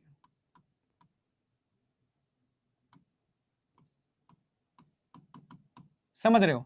अब इंगुइनल कैनाल से रिलेटेड एक फैक्ट बताता हूं मैं आपको, ठीक है। आपने कभी रेलवे स्टेशन पे देखा है कुली को जो सामान उठाता है, वो एक गमछा गमछा जरूर रखता है अपने कंधे पर, एक देखो गमछा रखता है कंधे पर, ठीक है, देखा होगा ना, हमेशा एक गमछा होता है, गमछे को लेते हैं ये लोग हमेशा, ठीक है, हमेशा कंधे पे डाल देते हैं, बड़ा सा गमछा इस तरीके से, हाँ भाई उठाना है सामान, तो क्या करते हैं, गमछा उतारते हैं और उठा के कमर पर बांधते हैं तेजी से, बस तेजी से कमर बांध लेते हैं, फिर उठाते हैं आपके सामान को, देखा होगा। या कभी आप किसी गल्ले को लेने, लाइक गेहूं चावल, इनकी 1 क्विंटल की बोरी होती है, 1 क्विंटल की, समझना मेरी बात। इन 1 क्विंटल की जब बोरी को लेने जाते हो ना, तो ये एक अगेन टाइट सा गमछा बांधते हैं कमर पर, तब उन बोरी को उठाते हैं। या छोड़ो, आपने वेट लिफ्टर को देखा है, वेट लिफ्टर हमेशा जब भी वेट लिफ्टिंग करता है कमर पे एक बेल्ट बांधता है, टाइट बेल्ट, बहुत टाइट बेल्ट कमर पे बांध लेते हैं, तब जाकर के वो वेट लिफ्टिंग करते हैं, देखा होगा आपने, ठीक है। या आप मतलब कहीं पर भी आपने देखा होगा, आप जिम में गए होगे, जिम में अक्सर कर लो एक्सरसाइज करते हैं, हैवी वेट लिफ्टिंग करते हैं, तो भी कमर पे एक बेल्ट बांधते हैं, ठीक है। आखिर क्यों करते हैं, ये फैक्ट क्या है, क्या मतलब है इसका, ठीक है। वो इसलिए करते हैं क्योंकि यहां पर एक लेयर बन जाती है, ये लेयर बन जाती है, ये पूरी लेयर है, टिश्यूज की एक लेयर बन जाती है एब्डोमिनल कैविटी में, टिश्यूज की लेयर, समझ रहे हो। कभी कभी क्या होता है, प्रेशर की वजह से ये एक ब्रेक हो जाती है, जिससे जो इंटेस्टाइन्स होते हैं ना हमारे, स्मॉल इंटेस्टाइन वगैरह, ठीक है, वो क्या करते हैं, प्रेशर की वजह से कभी खुल जाएगी ना, तो ये अंदर चले जाएंगे, ये स्मॉल इंटेस्टाइन इसमें पेनिट्रेट कर जाती है, अंदर आ जाती है, और एक बल्जी अपीयरेंस बनती है, उठा हुआ पार्ट दिखता है यहां से, जिसको बोलते हैं हर्निया। हर्निया बहुत टाइप का होता है, एब्डोमिनल हर्निया होता है, मेल में भी होता है हर्निया, फीमेल में भी हर्निया होता है, ठीक है। हर्निया का मतलब है एब्डोमिनल कैविटी के टिश्यू का वीक हो जाना, एब्डोमिनल कैविटी के टिश्यूज का वीक हो जाना, उसको हर्निया बोलते हैं, ठीक है। एब्डोमिनल हर्निया भी होता है, बहुत डिफरेंट टाइप के, आप समझने की कोशिश करना, ठीक है।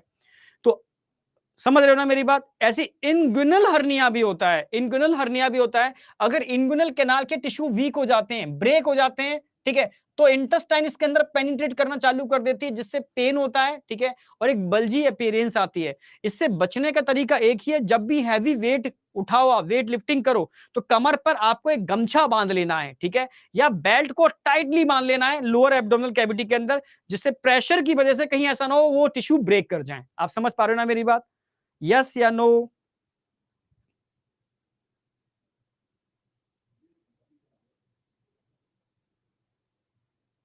समझ पा रहे हो ना मेरी बात।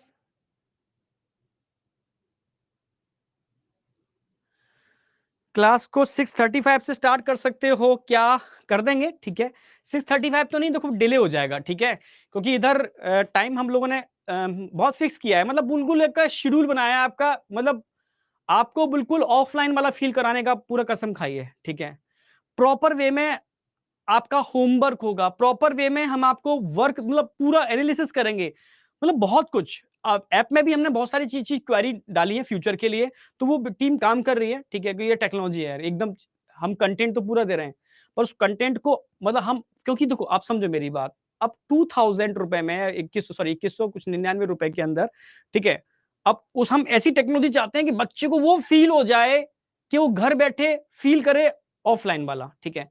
तो उसके लिए कोशिश कर रहे हैं, ठीक है। स्टार्टिंग है, इनिशिएशन आपका भाई इतना ही सपोर्ट चाहिए होता है कि आप बस, ठीक है ना, बस पॉजिटिव रहो और कुछ भी नहीं चाहिए, ठीक है। आप पॉजिटिव हो, हम आपको अच्छी चीज दे पा रहे हैं सही ढंग से, तो यही हमारा आपका एक पॉजिटिव इंटरेक्शन है, ठीक है, सही तरीके से। और मेन हमारी आपका जो एक संकल्प है कि यार सिलेक्शन देना है बस, और उसके अलावा कुछ भी नहीं, ठीक है। और फालतू इधर-उधर की बातें एकदम छोड़ेंगे। अब मैंने भी सोच लिया है, बच्चे का नुकसान नहीं होना चाहिए, ठीक है। तो आपको डाइवर्ट नहीं बस कर होना है, एकदम फोकस्ड ऑन, ठीक है, स्टडी। तो मेरी बात समझ पा रहे हो, इतनी बात, जहां तक कोई डाउट होगा नहीं, ठीक है। इसको इंगुइनल हर्निया बोलते हैं। तो इंगुइनल कैनाल से रिलेटेड एक टर्म है, नीट में नहीं पूछा जाता, ओनली फॉर नॉलेज, फैक्ट है, ठीक है। इंगुइनल हर्निया,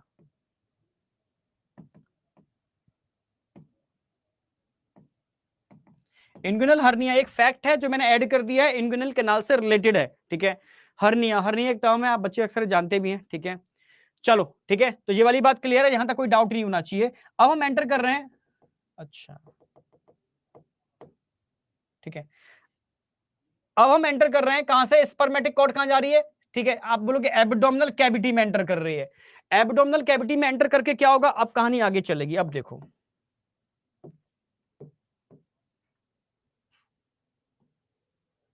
एक डायग्राम ड्रॉ करता हूं मैं।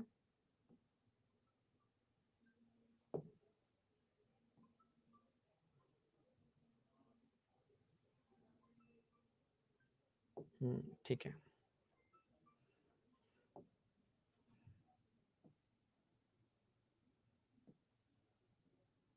आप भी ड्रॉ कर सकते हो साथ में, बिल्कुल साथ में ड्रॉ कर सकते हो।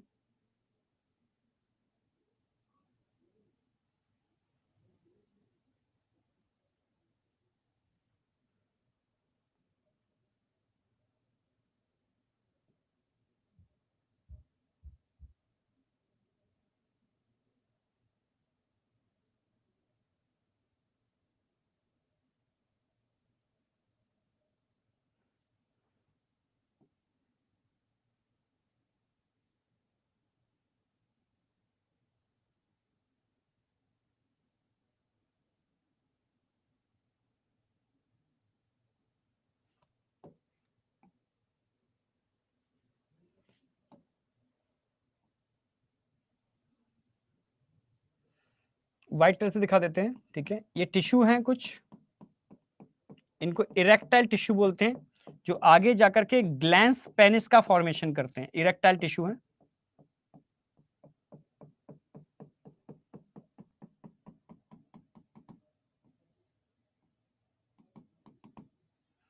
ठीक है। और अगर ऊपर भी आप जाके देखोगे ना यहां पर, तो यहां पर आपको यूरिनरी ब्लैडर दिख जाएगा। ऊपर यूरिनरी ब्लैडर होता है, यानी यूरेथ्रा का फॉर्मेशन यूरिनरी ब्लैडर से होता है, ध्यान रखना। यूरेथ्रा का जो फॉर्मेशन है ना, वो यूरिनरी ब्लैडर से है। किससे है? यूरिनरी ब्लैडर, यहां स्मूथ मसल्स होते हैं, यूरिनरी ब्लैडर। क्लियर है बिल्कुल। तो यूरेथ्रा का फॉर्मेशन ध्यान रखना यूरिनरी ब्लैडर से होगा। और यहां एक अच्छा ग्लैंड और दिखा देता हूं मैं आपको,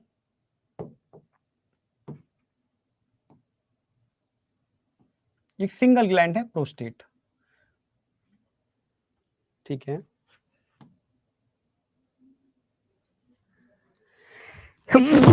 सॉरी। और यहां दिखाएंगे हम इजैक्यूलेटरी डक्ट,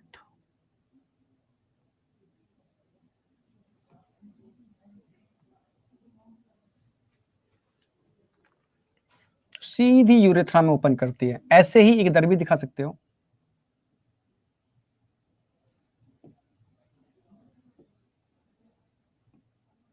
ये दोनों यूरेथ्रा में ओपन कर रहे हैं, और जो ग्लैंड दिखा रखी है ना ऊपर हमने, ये एक सिंगल ग्लैंड है, प्रोस्टेट ग्लैंड।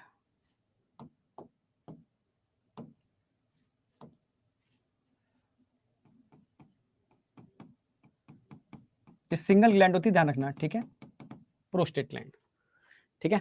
अब यहां पर आप थोड़ा सा रिप्रेजेंट कर सकते हो इसको इससे,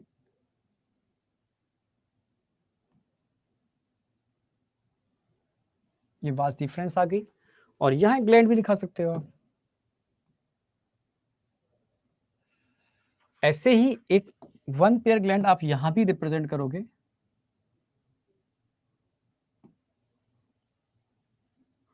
ठीक है। इसके अलावा भी कुछ टिश्यू होते हैं,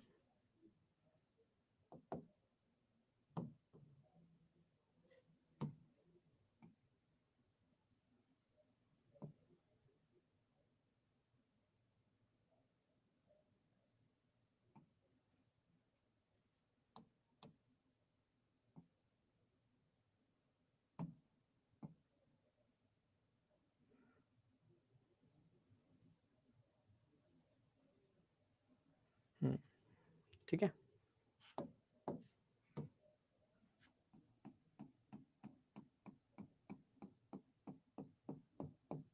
ये वो टिश्यू हैं जो पेनिस के इरेक्शन के लिए रिस्पॉन्सिबल होते हैं। किसके लिए? पेनिस के इरेक्शन के लिए। और अगर हम बात करते हैं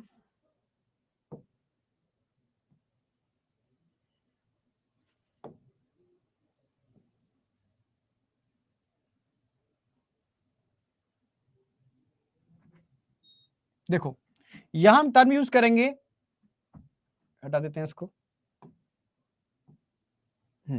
तो ऊपर वाली तो होगी एब्डोमिनल कैविटी, नीचे बाहर वाला पार्ट आ गया, ये पेनिस आ गया साइड में, ठीक है। ये यहां पर इसकी स्किन होगी प्रीप्यूस, ये ग्लैंस पेनिस को कवर करने वाली, ठीक है। ये बीच में यूरेथ्रा होगी, दिखी रही होगी आपको यूरेथ्रा, ठीक है। तो अब यहां टोटल रिप्रेजेंटेशन होगा, ये वाला पार्ट हमारा क्लियर है। अब हम इधर आते हैं, ठीक है। ये यूरिनरी ब्लैडर हो गया, यूरिनरी ब्लैडर,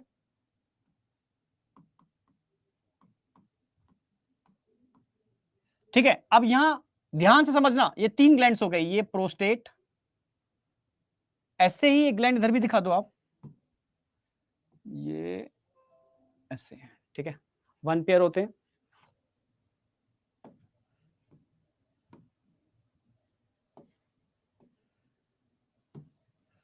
ठीक है, यहां सेमिनल वेसाइकल आ गई, ये प्रोस्टेट आ गई, और ये इधर आ गई काउपर्स या बल्बो यूरेथ्रल, तीनों ग्लैंड में एक साथ ले रहा हूं, ठीक है। तो ये तो सेमिनल वेसाइकल आ गई, सेमाइनल वेसाइकल, ये प्रोस्टेट आ गई, ये काउपर्स आ गई, काउपर्स, ठीक है। तीनों ग्लैंड मैंने एक साथ लिख दिए, इस डायग्राम में हर चीज रिप्रेजेंट कर देंगे, यानी क्वेश्चन आपके यहीं से सॉल्व हो जाएंगे। आप समझने की कोशिश कर रहे हो ना? क्वेश्चन आपके यहीं से सॉल्व होंगे। एक मिनट, हाँ, ठीक है। तो सबसे पहले हमने इतना वाला पार्ट क्लियर कर लिया, it is a scrotum, scrotum में टेस्टिस, एपिडिडाइमिस, वास डिफरेंस, ये डक्ट होती है जो स्पर्म को यहां से लेकर के एब्डोमिनल कैविटी में एंटर करती है, पर अकेली नहीं करती, पूरी कॉर्ड की फॉर्म में। इस कॉर्ड को क्या बोलते हैं? स्पर्मेटिक कॉर्ड बोलते हैं, जिसके अंदर इस वास डिफरेंस के अलावा एक artery, when, lymph vessels, nerve etcetera और भी चीजें होती हैं। इन सबसे मिलकर के कॉर्ड बनती है, जो एक कैनाल के थ्रू, कैनाल को क्या बोलते हैं? इंग्विनल कैनाल बोलते हैं, जो स्क्रोटम से एब्डोमिनल कैविटी को कनेक्ट करने का काम करती है, ठीक है। फिर यहां से ये वास डिफरेंस इस ग्लैंड के साथ मिलकर के कॉमन डक्ट बनाती है। इस कॉमन डक्ट को हम बोलते हैं इजैक्यूलेटरी डक्ट। क्या बोलते हैं इसको? इजैक्यूलेटरी डक्ट,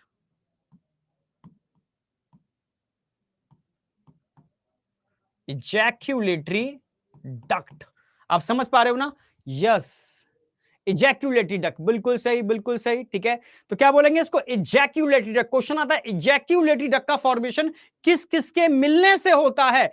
आप बोलोगे इजैक्यूलेटरी डक्ट का फॉर्मेशन, आप बोलोगे सेमिनल वेसाइकल की डक्ट और वास डिफरेंस की डक्ट के मिलने से एक कॉमन डक्ट बनती है, इसको इजैक्यूलेटरी डक्ट बोलते हैं। जो कहां पर ओपन करती है? एक कॉमन डक्ट में ओपन करती है, इसको यूरेथ्रा बोलते हैं। क्या बोलते हैं इसको? Urethra, urethra. और मेल में इस यूरेथ्रा को हम यूरिनोजेनाइटल डक्ट बोलते हैं। क्या बोलते हैं? Urinogenital duct. यूरिनोजेनाइटल डक्ट यानी वो डक्ट जिससे यूरिन भी पास होती है यूरिनरी ब्लैडर से, जिससे टेस्टिस से सीमन भी पास होता है। यानी यूरिन और सीमन दोनों के लिए जो कॉमन डक्ट है, इसी कॉमन डक्ट को हम बोलते हैं यूरिनोजेनाइटल डक्ट। यूरिनोजेनाइटल डक्ट, आप समझ में आया? दोनों की कॉमन डक्ट होती है यूरिनोजेनाइटल डक्ट। ठीक है, तो यूरेथ्रा समझ में आ गया। ठीक है, अब ध्यान से देखोगे तो यहां आपको ये टिश्यू दिख रहे हैं और एक यूरेथ्रा के अराउंड टिश्यू दिख रहे हैं। ये एक्चुअल में वो टिश्यू हैं जो पेनिस के इरेक्शन के लिए रिस्पॉन्सिबल होते हैं। ठीक है, पेनिस का जो इरेक्शन होता है वो इन दो टिश्यू पर डिपेंड होता है। एक पेयर में दिख रहे होंगे, एक सिंगल होंगे, यूरेथ्रा के अराउंड है और आगे जाकर के एक स्पॉन्जी स्ट्रक्चर बनाते हैं, इसको हम बोलते हैं ग्लैंस पेनिस। क्लियर? बिल्कुल। तो इनको बोलते हैं इरेक्टाइल टिश्यू। डिटेल्ड में हम पेनिस में पढ़ेंगे, क्या बोलते हैं इनको? Erectile tissue. Erectile tissue. ठीक है, अब ये इरेक्टाइल टिश्यू आगे जाकर के जो स्ट्रक्चर बना रहे हैं, भाई नॉर्मल स्ट्रक्चर किस चीज का है? जो स्ट्रक्चर तो पेनिस का है, पेनिस।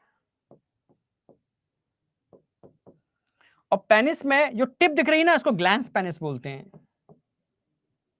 Glans penis. ठीक है, और यहां पर जो स्किन दिख रही है, जो उसको कवर कर रही है, इसको प्रिप्यूस बोलते हैं। प्रिप्यूस या फोर स्किन भी बोल सकते हैं उसको, फोर स्किन। ठीक है, और यहां जो ओपनिंग होती है ना, यूरेथ्रल मिएटस।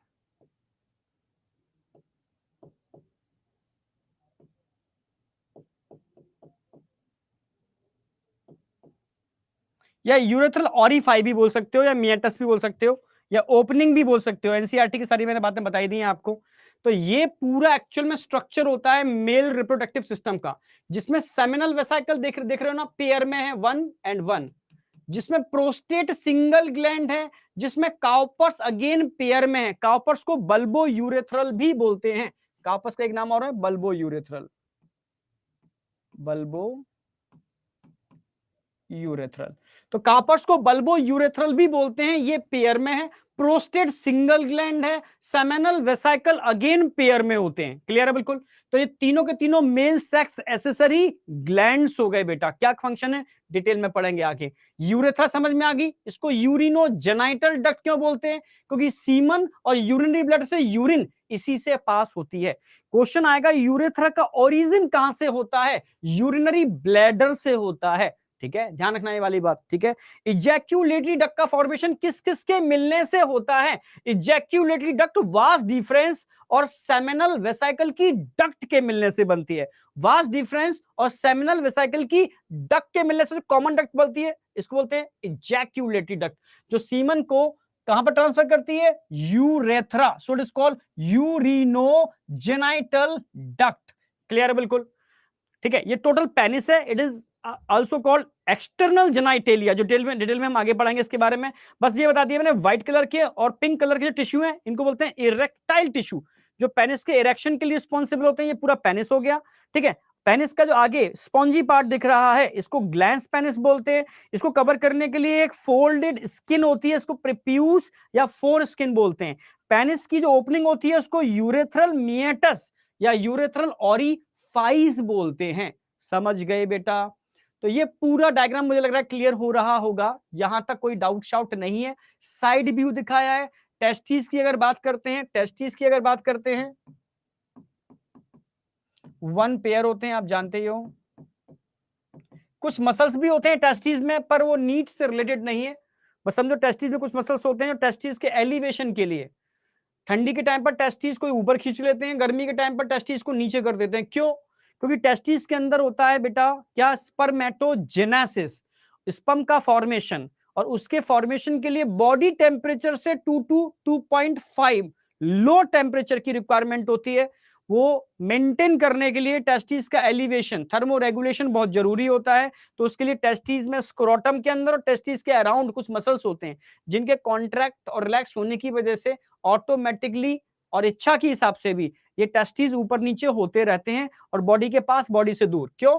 क्योंकि टेम्परेचर को मेंटेन करने का काम होता है, पर वो सिलेबस में नहीं है, ठीक है, हटा दिया। फैक्ट मैंने एक ही बता दिया, इंग्विनल हर्निया, ठीक है, इंग्विनल हर्निया जो आपने समझ में आ गया होगा कि क्यों, क्या होता है क्या नहीं होता, क्लियर है यहां तक, ठीक है। आगे बढ़ते हैं, अब एक एक करके उठाएंगे। ओवरव्यू समझ में आ गया कि इस चैप्टर का ओवरव्यू क्या है, ठीक है, ये पूरा मेल का ओवरव्यू आ गया, क्वेश्चन यहां से मिलेंगे आपको, ठीक है, इस पूरे चैप्टर का ओवरव्यू आ गया, यहां से क्वेश्चन मिल जाएंगे आपको। अब एक एक करके हम उठाएंगे चैप्टर की एक एक चीज, बिल्कुल क्रिस्टल क्लियर करके चलेंगे। अब टेस्टिस की बात करते हैं, आज टेस्टिस का मैं ओवरव्यू दे देता हूं, ठीक है, फिर हम टेस्टिस की बात करते हैं। टेस्टिस वन पेयर टेस्टिस होते हैं, प्राइमरी सेक्सुअल ऑर्गन है, मैंने लिख दिया है। एनसीईआरटी कुछ लाइन मैंने ऐड कर दी है जो एनसीईआरटी से भी उठाऊंगा, पर काम की थी, क्वेश्चन आ सकता है। सारे जितने भी ऑर्गन होते हैं बॉडी में, मोस्टली ऑर्गन, इनका ओरिजिन मीजोडर्मल होता है। कई बच्चे मीजोडर्म नहीं जानते होंगे, कोई दिक्कत नहीं है, ठीक है, मैं आगे इस चैप्टर में बताने वाला हूं कि एम्ब्रियो का फॉर्मेशन 3 लेयर से होता है, एक्टो, मीजो, एंडो, ठीक है।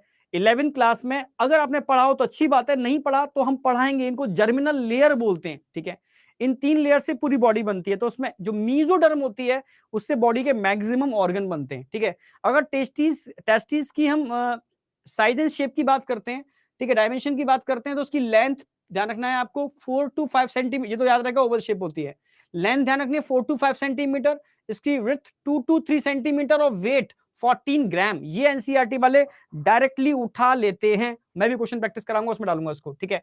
पोजीशन टेस्टिस की मैंने बता दी है, एक्स्ट्रा एब्डोमिनल होती है मैमल्स के अंदर, ठीक है, पर कुछ एक्सेप्शनल केस हैं, जैसे जैसे प्रोटोथीरियंस पर क्वेश्चन आता है 11th क्लास में, एनिमल किंगडम में हम पढ़ाते हैं, ठीक है। मैमल्स 3 टाइप के होते हैं, ठीक है, प्रोटोथीरिया, मेटाथीरिया और यूथीरिया। प्रोटोथीरिया रेप्टाइल जैसे मैमल्स थे, जैसे डक बिल प्लेटिपस, उसका बहुत प्यारा एग्जांपल था, ठीक है।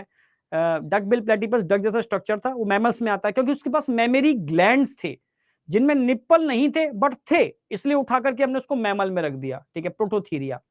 मेटाथीरिया जिनके पास पाउच बियरिंग कंगारू, ठीक है, पाउच था, ठीक है, पाउच बेयरिंग एनिमल, ठीक है, मार्सुपियल बोलते हैं, वो मेटाथीरियंस में आते हैं। यूथीरियंस वो ट्रू मैमल्स होते हैं जिनके पास प्लेसेंटा होता है, प्लेसेंटल, जो बेबी को प्लेसेंटा के थ्रू अपने यूट्रस से जोड़ते हैं, वो एक्चुअल में यूथीरियंस हैं, ठीक है। तो वो हमने पढ़ाई ऑलरेडी 11th में पढ़ चुके होते हैं, नहीं फिर हम 11th में कराएंगे इसको, ठीक है। तो यहां हम बात कर रहे हैं प्रोटोथीरियंस, इनिशियल मैमल जो थे, ठीक है, उनके अंदर टेस्टिस इंट्रा एब्डोमिनल होते हैं, अंदर होते हैं। एलिफेंट में भी अंदर ही होते हैं, वेल में भी अंदर ही होते हैं।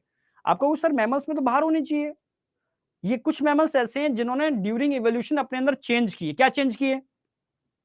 उन्होंने टेस्टिस के अराउंड एक काउंटर करंट मैकेनिज्म बनाया। वो एक ऐसा मैकेनिज्म था जो टेस्टिस को बॉडी के अंदर रखते हुए भी कूल करने में कैपेबल है, यानी बॉडी के अंदर रहते हुए भी उस मैकेनिज्म की वजह से कूल्ड रहते हैं, यानी बॉडी टेम्परेचर से 2 to 2.5 degree low temperature maintain कर लेती है वो मैकेनिज्म। जिसने उस मैकेनिज्म को बना लिया उनके अंदर टेस्टिस इंट्रा एब्डोमिनल होते हैं, और जो इस मैकेनिज्म को नहीं बना पाए उनमें टेस्टिस एक्स्ट्रा एब्डोमिनल होते हैं। समझ में आ गया ना? क्योंकि स्पर्मेटोजेनेसिस के लिए बॉडी टेम्परेचर से 2 to 2.5 डिग्री लो टेम्परेचर की रिक्वायरमेंट होती ही है। तो ये नहीं भूलना, lower than normal internal body temperature, ठीक है, किसके लिए? For spermatogenesis. क्लियर है? कुछ एक्सेप्शनल केस हैं, उसमें एक ये क्वेश्चन इस पर आता है, प्रोटोथीरिया एक ही केस है, प्रोटोथीरियंस, डकबिल प्लेटिपस, मैमल्स में ये एक ऐसा केस है, क्वेश्चन पूछ लेते हैं, एक पुराना आया हुआ क्वेश्चन है, ठीक है। एलिफेंट, वेल एटसेट्रा और भी एग्जांपल है, ठीक है। चलो पोजीशन समझ में आ गई। अब 2-3 पॉइंट्स हैं, डायरेक्टली एनसीईआरटी में नहीं है पर कंसेप्चुअल हैं, क्योंकि आगे जाकर के जब मैं हार्मोनल रिलेशन समझाऊंगा ना इन चीजों का, कि किस तरीके से ये कनेक्शन है, जिस तरीके से इस साल भी नीट में जो क्वेश्चन आया था बिल्कुल बियॉन्ड आउट ऑफ एनसीईआरटी, खतरनाक लेवल का क्वेश्चन था। इस साल का पेपर लगा ना, इस साल का मतलब है 2022 का, बहुत खतरनाक लेवल क्वेश्चन दिया था। तो वो कंसेप्चुअल होते हैं, जब तक कुछ कंसेप्ट और कुछ फैक्ट तो आपको ऐड करने पड़ेंगे। एनसीईआरटी लाइन टू लाइन मैंने ऐड की है, ठीक है, लेके चलूंगा एनसीईआरटी, दिखा रहा हूं मैं तरीका क्या रहेगा हमारा, पर इन फैक्ट को समझना होगा, ठीक है। The testis of male babies are, ठीक है, formed inside intra abdominal cavity. Initial phase में जब फीटस यूट्रस के अंदर होता है तो टेस्टिस अंदर ही होते हैं, पर 7 मंथ, 7वें महीने के अंदर, जब भाई 9 मंथ का टाइम होता है ना, 7वें महीने में टेस्टिस बाहर, एब्डोमिनल कैविटी से बाहर स्क्रोटम के अंदर आते हैं। समझ रहे हो ना मेरी बात? वही समझाने वाला हूं, ठीक है, कि नॉर्मल केस में क्या होता है, मान लो स्क्रोटम है ये, इंग्विनल कैनाल है, एब्डोमिनल कैविटी है, स्क्रोटल सैक हो गए। अगर हम टेस्टिस की बात करते हैं तो टेस्टिस का डेवलपमेंट कहाँ हो रहा है? आप बोलोगे एब्डोमिनल कैविटी के अंदर। अब एब्डोमिनल कैविटी से इंग्विनल कैनाल के होते हुए कहाँ आते हैं? स्क्रोटल सैक में। एब्डोमिनल कैविटी से इंग्विनल कैनाल के थ्रू कहाँ आएंगे? स्क्रोटल सैक के अंदर। समझ रहे हो? इनकी डिसेंड होने की जो मैकेनिज्म है कब होती है और किस हार्मोन के इन्फ्लुएंस से होती है? तो लिख दे रहा हूं मैं 7 month of foetal life, of foetal life किसके इन्फ्लुएंस से होती है? ठीक है, ये तो क्वेश्चन आएगा किस मंथ में होती है? 7 मंथ ऑफ फीटल लाइफ, 7वें महीने का बच्चा होता तब होती है। किसके इन्फ्लुएंस से होती है? ये दो हार्मोन होते हैं यहां पर, ध्यान रखना। ठीक है, एक तो टेस्टोस्टेरोन, टेस्टोस्टेरोन, एक होती है एंड्रोजन बाइंडिंग प्रोटीन। समझाता हूं, ये टेस्टिस में समझाऊंगा, उसके बारे में थोड़ा समझो। जब फीटस 7 महीने का हो जाता है तो टेस्टिस के अंदर एक प्रोटीन की कंसंट्रेशन बढ़ना चालू हो जाती है, इसको बोलते हैं एबीपी, एंड्रोजन बाइंडिंग प्रोटीन। क्या बोलते हैं इसको? Androgen binding protein, ABP, androgen binding protein, ABP. ये एबीपी भाई टेस्टिस के अंदर एंड्रोजन बनते हैं, एंड्रोजन मतलब testosterone, male sex hormone, testis में तो बनेगा। ये प्रोटीन क्या करेगी? सारे के सारे टेस्टोस्टेरोन को बांध लेगी, उसको एक्यूमुलेट करेगी, उसकी कंसंट्रेशन बढ़ा देगी। तो उसके इन्फ्लुएंस से समझना, एबीपी क्या काम करेगी? ये टेस्टोस्टेरोन को अपने अंदर बाइंड अप कर लेगी और 7वें महीने में इन दोनों के इन्फ्लुएंस से टेस्टिस डिसेंड कर जाएंगे किसके थ्रू? इनग्विनल कैनाल, इनग्विनल कैनाल, नीचे स्क्रोटम है। एक छोटा फैक्ट है, बस पता होना चाहिए आपको। ठीक है, कि टेस्टिस का फॉर्मेशन तो कैविटी के अंदर ही होगा ना। इन एंड्रोजन बाइंडिंग प्रोटीन और टेस्टोस्टेरोन के इफेक्ट से ये बाहर आते हैं। ठीक है, 7 मंथ के अंदर, क्योंकि आप इतना पढ़ रहे हो, थोड़ा फैक्ट पता होने चाहिए आपको। ठीक है, समझ रहे हो? और क्वेश्चन भी एक पुराने देखोगे तो इस पर भी क्वेश्चन आया हुआ है, ये नीट में आया हुआ है, नीट में। ठीक है, एनसीईआरटी, आउट ऑफ एनसीईआरटी है, पर क्वेश्चन इस पर आया हुआ है नीट के अंदर। ठीक है, नीट में ही आया हुआ है। ठीक है, आप मिल जाएगा आपको। तो समझो मेरी बात, 7वें महीने में इन दोनों के इफेक्ट की वजह से टेस्टिस की डिसेंडिंग होती है स्क्रोटम में इनग्विनल कैनाल के थ्रू। ठीक है, ये ध्यान रखना है। मान लो टेस्टिस डिसेंड नहीं की, मान लो, बहुत सारे केस होते हैं टेस्टिस डिसेंड ही नहीं करते, तो डॉक्टर जब बेबी आता है ना, उसकी टेस्टिस चेक करता है, टेस्टिस अंदर आए स्क्रोटम में या नहीं आए। ठीक है, नहीं आए तो डॉक्टर कहता है यार एक 2 महीने में आ जाएंगे, टेंशन मत करो। ठीक है, अगर नहीं आते हैं तो सर्जरी से उनको डिसेंड कराया जाता है, नहीं तो टेस्टिस अंदर रह जाएंगे तो कैंसर हो जाएगा हाई टेम्परेचर की वजह से। ठीक है, तो ये गड़बड़ है। ठीक है, तो टेस्टिस की ऑटोमेटिकली डिसेंडिंग हो जाती है, नहीं होती है तो इस केस को हम बोलते हैं, ठीक है, एक टर्म आता है, ठीक है, क्रप्ट ऑर्किटिज्म। ठीक है, क्रप्ट ऑर्किटिज्म, समझना मेरी बात। ऑर्ची मतलब होता है टेस्टिस, क्रप्टो ऑर्चिडिज्म यानी failure of testis to descend in scrotum, failure of testis to descending in scrotum, यानी अगर टेस्टिस स्क्रोटम में डिसेंड नहीं होते तो एक टर्म आता है क्रप्ट ऑर्किटिज्म। ठीक है, ध्यान रखना। ठीक है, एक टर्म और ध्यान रखना, ये क्वेश्चन बहुत पूछा गया है।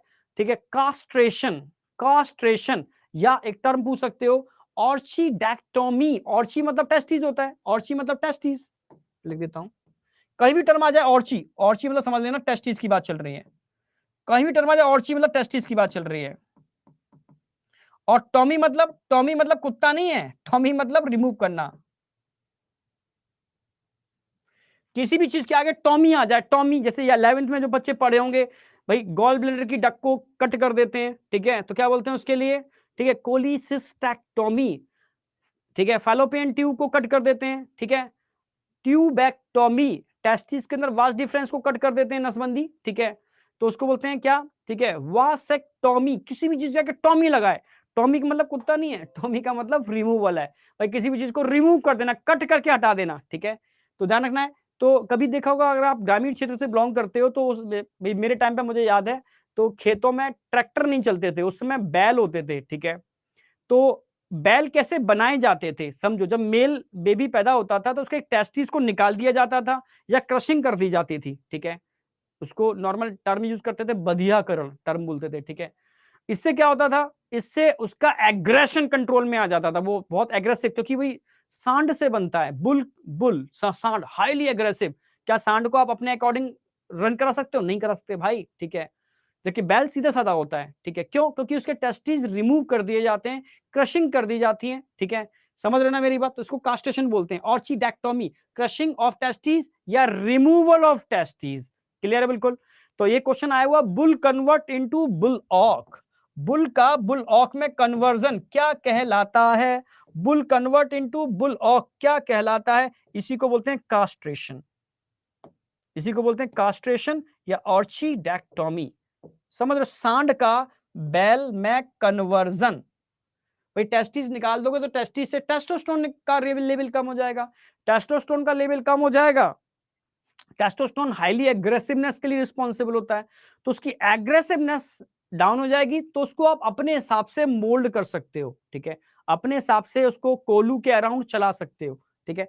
तो एक कास्ट्रेशन एक टर्म ध्यान रखना, ठीक है। ऑर्ची मतलब टेस्टिस्टोमी मतलब रिमूव कर देना, ठीक है। ऑर्चिडिज्म टर्म एक याद रखना है, दो थोड़े टर्मिनोलॉजी है याद रखने पड़ेंगे, ये एक एडिशनल फैक्ट है, पता होना चाहिए, तभी वो मैकेनिज्म समझा पाऊंगा मैं आगे, ठीक है। एंडोक्राइन पूरा मैकेनिज्म है, किस तरीके से गैमेटोजेनेसिस कंट्रोल होती है, पूरा गैमेटोजेनेसिस एनसीईआरटी में दे रखा है, उसका एक्शन मैकेनिज्म दे रखा है, ठीक है। पर ये चीज समझ में नहीं आएगी तो चीज सेट नहीं बैठेगी, तो मैंने ये चीज एडिशनल ऐड की है इसके अंदर, ठीक है। तो ये वाली बात क्लियर है। तो इस तरीके से हमारी थ्योरी वाला पार्ट फिनिश होगा बेटा यहाँ पर, ठीक है। और हमेशा थ्योरी पार्ट वाला पार्ट जब हमारा फिनिश होगा क्लास के अंदर, हम एनसीईआरटी डिस्कशन करेंगे। तरीके दो हैं, हो सकता है मैं चैप्टर के बाद एनसीईआरटी डिस्कस करूं, हो सकता है मैं चैप्टर के साथ एनसीईआरटी डिस्कशन रखूं। तो एनसीईआरटी डिस्कशन सेशन हमारा चैप्टर के साथ भी चल सकता है, क्योंकि प्रॉमिस है कि एनसीईआरटी की लाइन टू लाइन की मास्टरी करानी है, ठीक है। एनसीईआरटी डायरेक्ट पढ़ोगे, समझ रहे हो, कुछ नहीं, सब जीरो है, क्योंकि एनसीईआरटी मतलब कह सकते हो जो अपने वर्ल्ड की टॉप मोस्ट बुक है, ठीक है, लाइक गैनोंग, टोटोरा, ठीक है, रसल, ठीक है, आप बोल सकते हो क्यूबे, पूरा इम्यूनोलॉजी ने क्यूबे से उठाई है, ठीक है।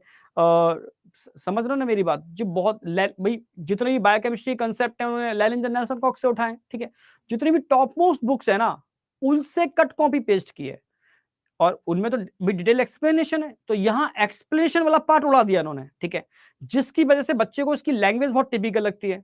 इसीलिए कंसेप्ट जनरेट डायरेक्ट एनसीईआरटी पढ़ने से कभी नहीं हो सकते, पॉसिबल ही नहीं है। अब एनसीईआरटी की मास्टरी करानी कैसे इतना होने के बाद, वो हमारी रिस्पॉन्सिबिलिटी है।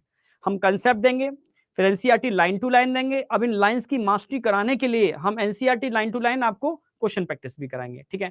और सेशन चलेगा, उसमें भी क्वेश्चन होंगे, ठीक है, मतलब क्वेश्चन के मल्टीपल सेशन होंगे, और फाइनली हम टेस्ट पेपर लेंगे, वहां आकर के आप एकदम स्ट्रांग हो जाओगे, ठीक है।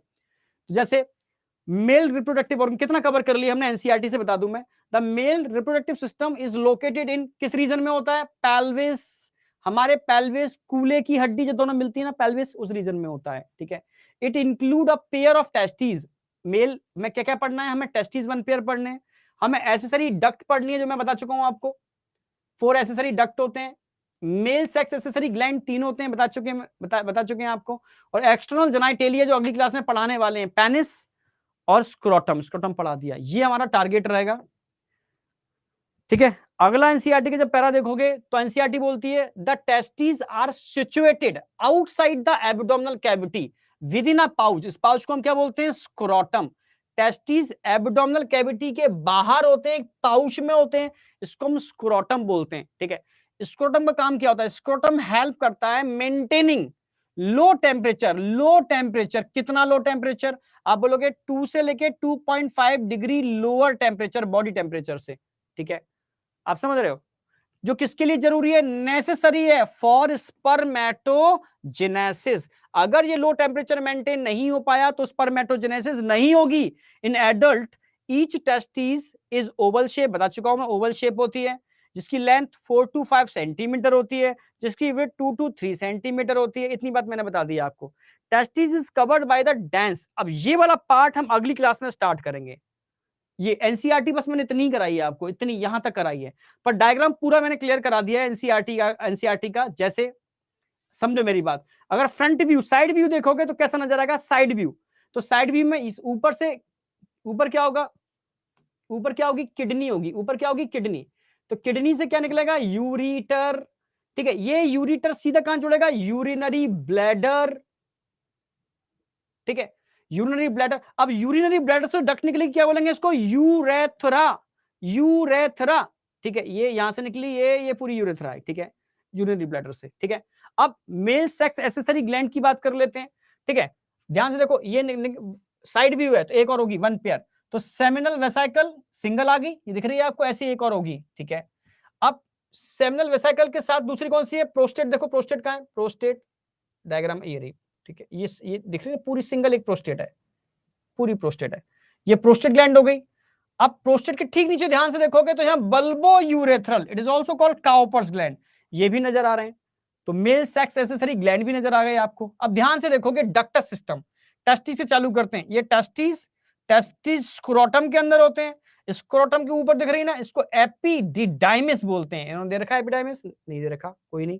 अब इससे डक्ट निकल रही है ना, डक्ट को क्या बोलेंगे, इजैक्यूल वास डिफरेंस, क्या बोलते हैं इसको, वास डिफरेंस। ये वास डिफरेंस एक लूप बनाती है, ध्यान रखना, ये वास डिफरेंस इसके साथ यूरिटर के संग एक लूप बनाती है, ये ऐसे लूप बनाती हुई ये ऐसे आती है, क्वेश्चन आया हुआ है एक बार, वास डिफरेंस यूरेटर के संग लूप बनाती हुई तब सेमिनल वेसिकल के साथ मिलकर के कॉमन डक्ट बनाती है, इस कॉमन डक्ट को हम क्या बोलते हैं, इजैक्यूलेटरी डक्ट, क्या बोलते हैं, इजैक्यूलेटरी डक्ट, जो यूरेथ्रा में खुलती है, ठीक है। अब आगे वाला पार्ट तो पेनिस दिख ही रहा है आपको, ठीक है, ये ऊपर टिप ऑफ पेनिस को क्या बोलते हैं, ग्लैंस पेनिस, और कवर करने वाली स्किन को फोर स्किन बोलते हैं, डायग्राम में बता दिया।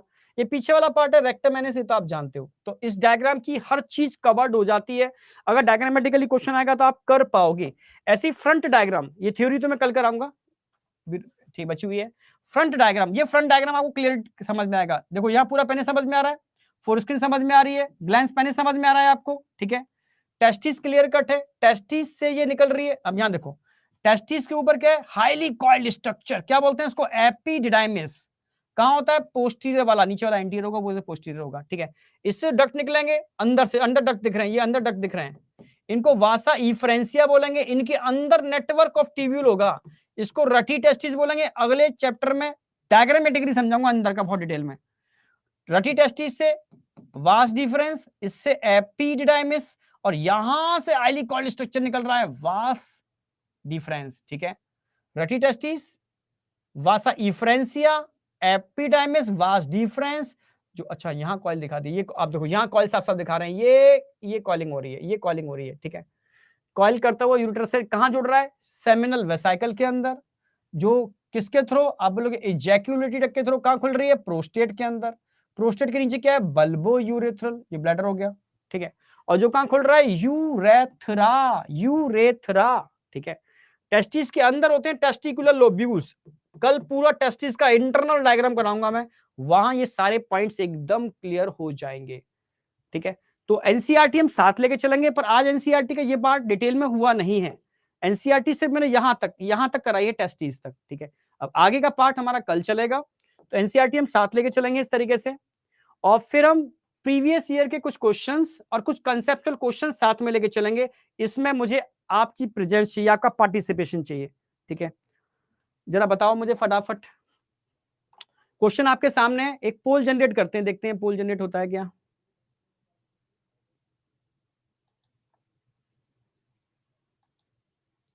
देखो पोल आपके सामने आता है,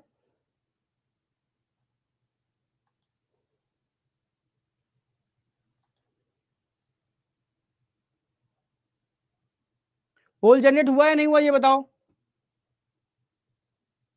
पोल जनरेट हुआ या नहीं।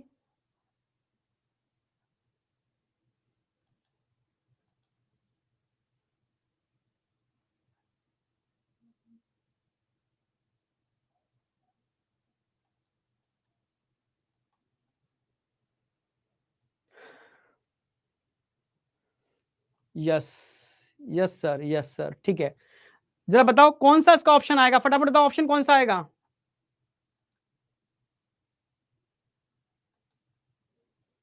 ओके, मैक्सिमम बच्चों ने 83% बच्चों ने ए लगाया है, 35% बच्चों ने बी लगाया है, 26% बच्चों ने सी लगाया है। यार ए कैसे लगाया है, ठीक है, गलती कैसे कर दी। सिर्फ 35% बच्चे हैं जिन्होंने वाकई में सही रिस्पॉन्स दिया, ओनली 36, 30। ऐसा कैसे, ठीक है, समझ रहे हो? मैक्सिमम बच्चे बी लगा रहे हैं, ठीक है, बी बिल्कुल सही है, जो बी लगा रहा है ना बिल्कुल सही लगा रहा है। अब देखो ऐसे समझो, ठीक है भाई, मेल सेक्स एसेसरी डक्ट पूछे हैं, male sex accessory duct DAEG। अब डी देखो, डी कहां है, डी क्या है, ये तो ठीक है समझ में आ गया, ये वास्ट डिफरेंस दिख रही है, ये तो ठीक है, डी वाला पार्ट सही है। अब ये देखो ए ये यूरिटर है, ये तो मेल सेक्स एसेसरी डक्ट है ही नहीं, ureter male sex accessory duct में आता ही नहीं है, ठीक है, तो रॉन्ग हो गया ये वाला तो। अब देखो एसेसरी ग्लैंड BFH, बी देखो बी कहां है, बी क्या आ गया, सेमिनल वेसिकल, एसेसरी ग्लैंड है। एफ देखो एफ प्रोस्टेट एसेसरी ग्लैंड है। एच देखो एच बल्बो यूरेथ्रल, यस तीनों मैच कर गए ना, तो सेकंड ऑप्शन आएगा इसका। देखो जे क्या प्राइमरी सेक्स ऑर्गन है, जे तो पेनिस है, तो पेनिस प्राइमरी सेक्स ऑर्गन नहीं होता।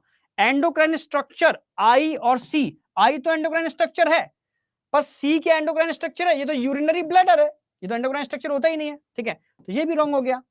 समझ में आया? तो इस तरीके से आप क्वेश्चन की एनालिसिस जरूर करोगे, तब समझ में आएगा। नेक्स्ट क्वेश्चन जरा बताओ, नेक्स्ट क्वेश्चन बताओ, देखूं क्या तुम पोल जनरेट कर रहा हूं मैं, पोल जनरेट कर रहे हैं, देखते हैं क्या बोलते हो आप। पोल जनरेट कर दिया है मैंने,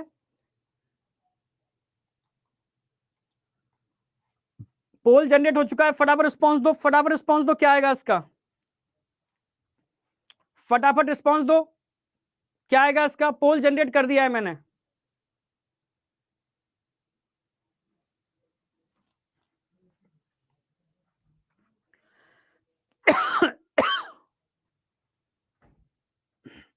पोल जनरेट कर दिया है, रिस्पॉन्स दो, उसका क्या आएगा, सी तो नहीं आएगा भाई, दिमाग लगाओ, बी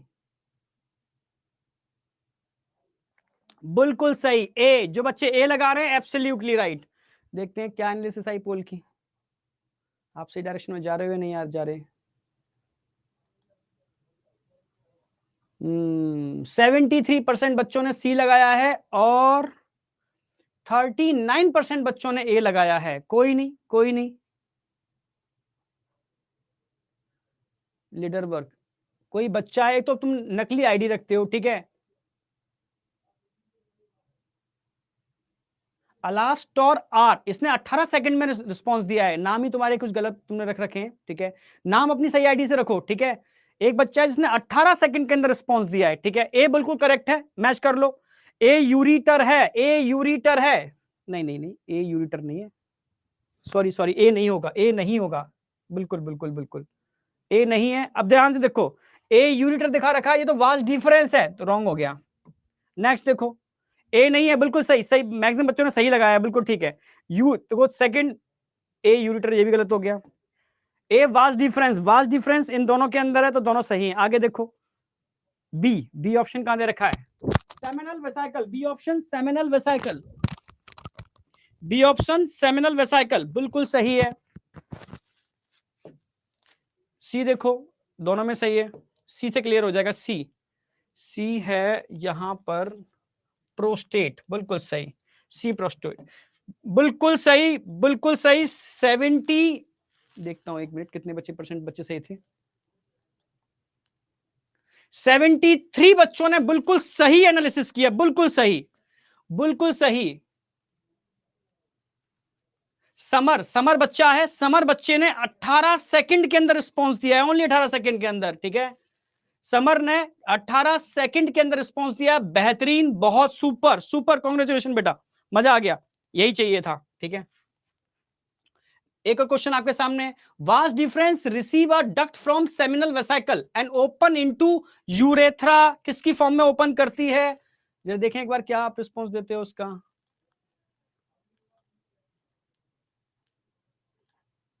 पोल जनरेट कर रहा हूं मैं, फटाफट, है ना,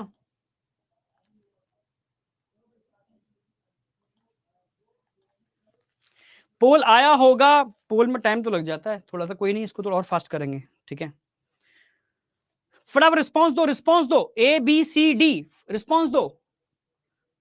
मैं बताना चाह रहा हूं यहां से वास्ट डिफरेंस आई, यहां से सेमिनल वेसिकल हुई, इन दोनों के मिलने से कॉमन डक्ट बनती है, जो यूरेथ्रा में खुलती है, इस कॉमन डक्ट को हम क्या बोलते हैं? इसको बोलते हैं इजैक्यूलेटरी डक्ट। क्या बोलते हैं? Ejaculatory duct. बिल्कुल सही। देखूं यार, सुपर सुपर सुपर।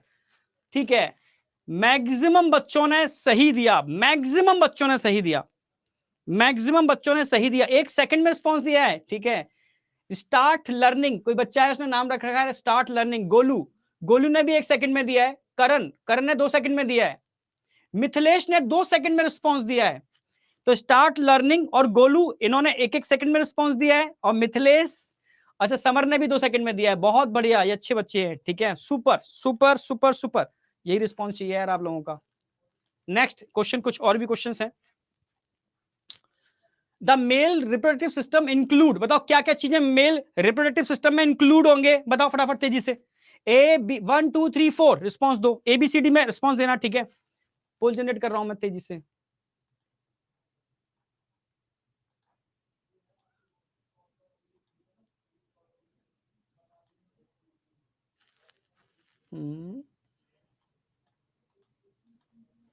बस फटाफट तेजी से पोल के फॉर्म में दो, जरा देखें क्या रिस्पॉन्स देते हो तुम। बहुत बढ़िया, सुपर। मैक्सिमम बच्चे एकदम परफेक्ट रिस्पॉन्स दिया। देख लेता हूं रिस्पॉन्स क्या है आपका। मैक्सिमम बच्चों ने एक ही रिस्पॉन्स दिया है, फोर्थ ऑप्शन। मैक्सिमम बच्चों ने फोर्थ ऑप्शन दिया है, सुपर। यही एक्सपेक्टेशन थी, यही एक्सपेक्टेशन थी, सुपर। देख लेते हैं व्यू पोल रिस्पॉन्स। ओम, इस बार ओम ने बाजी मारी, मतलब 1 सेकंड से भी कम में रिस्पॉन्स दिया है ओम ने। ठीक है, हाँ जॉय, जॉय ने भी 1 सेकंड में दिया है, बिल्कुल। और स्टार्ट लर्निंग 1 सेकंड में दिया है, स्टार्ट लर्निंग 1 सेकंड में दिया है। बहुत बढ़िया बेटा। जॉय जीत 1 सेकंड में दिया है इसने। बहुत बढ़िया, सुपर सुपर यार, सुपर, बहुत बढ़िया। सही रिस्पॉन्स है, सही रिस्पॉन्स है, एकदम सही। आगे, in male the reproductive system is located in which region, किस रीजन में लोकेटेड होता है? पेल्विस रीजन में लोकेटेड होता है। थर्ड ऑप्शन आएगा इसका। पोल जनरेट नहीं कर रहा हूं मैं। ठीक है, vast difference receive a duct from seminal vesicle and open into, अच्छा वही क्वेश्चन आ गया। ठीक है, कोई नहीं, इसको हटाते हैं। Epididymis located along the surface of each testis, जरा दो, कहां आएगा, क्या आएगा इसका, फटाफट बताओ। कुछ बच्चों का नाम तो पता चल ही जाएगा इससे।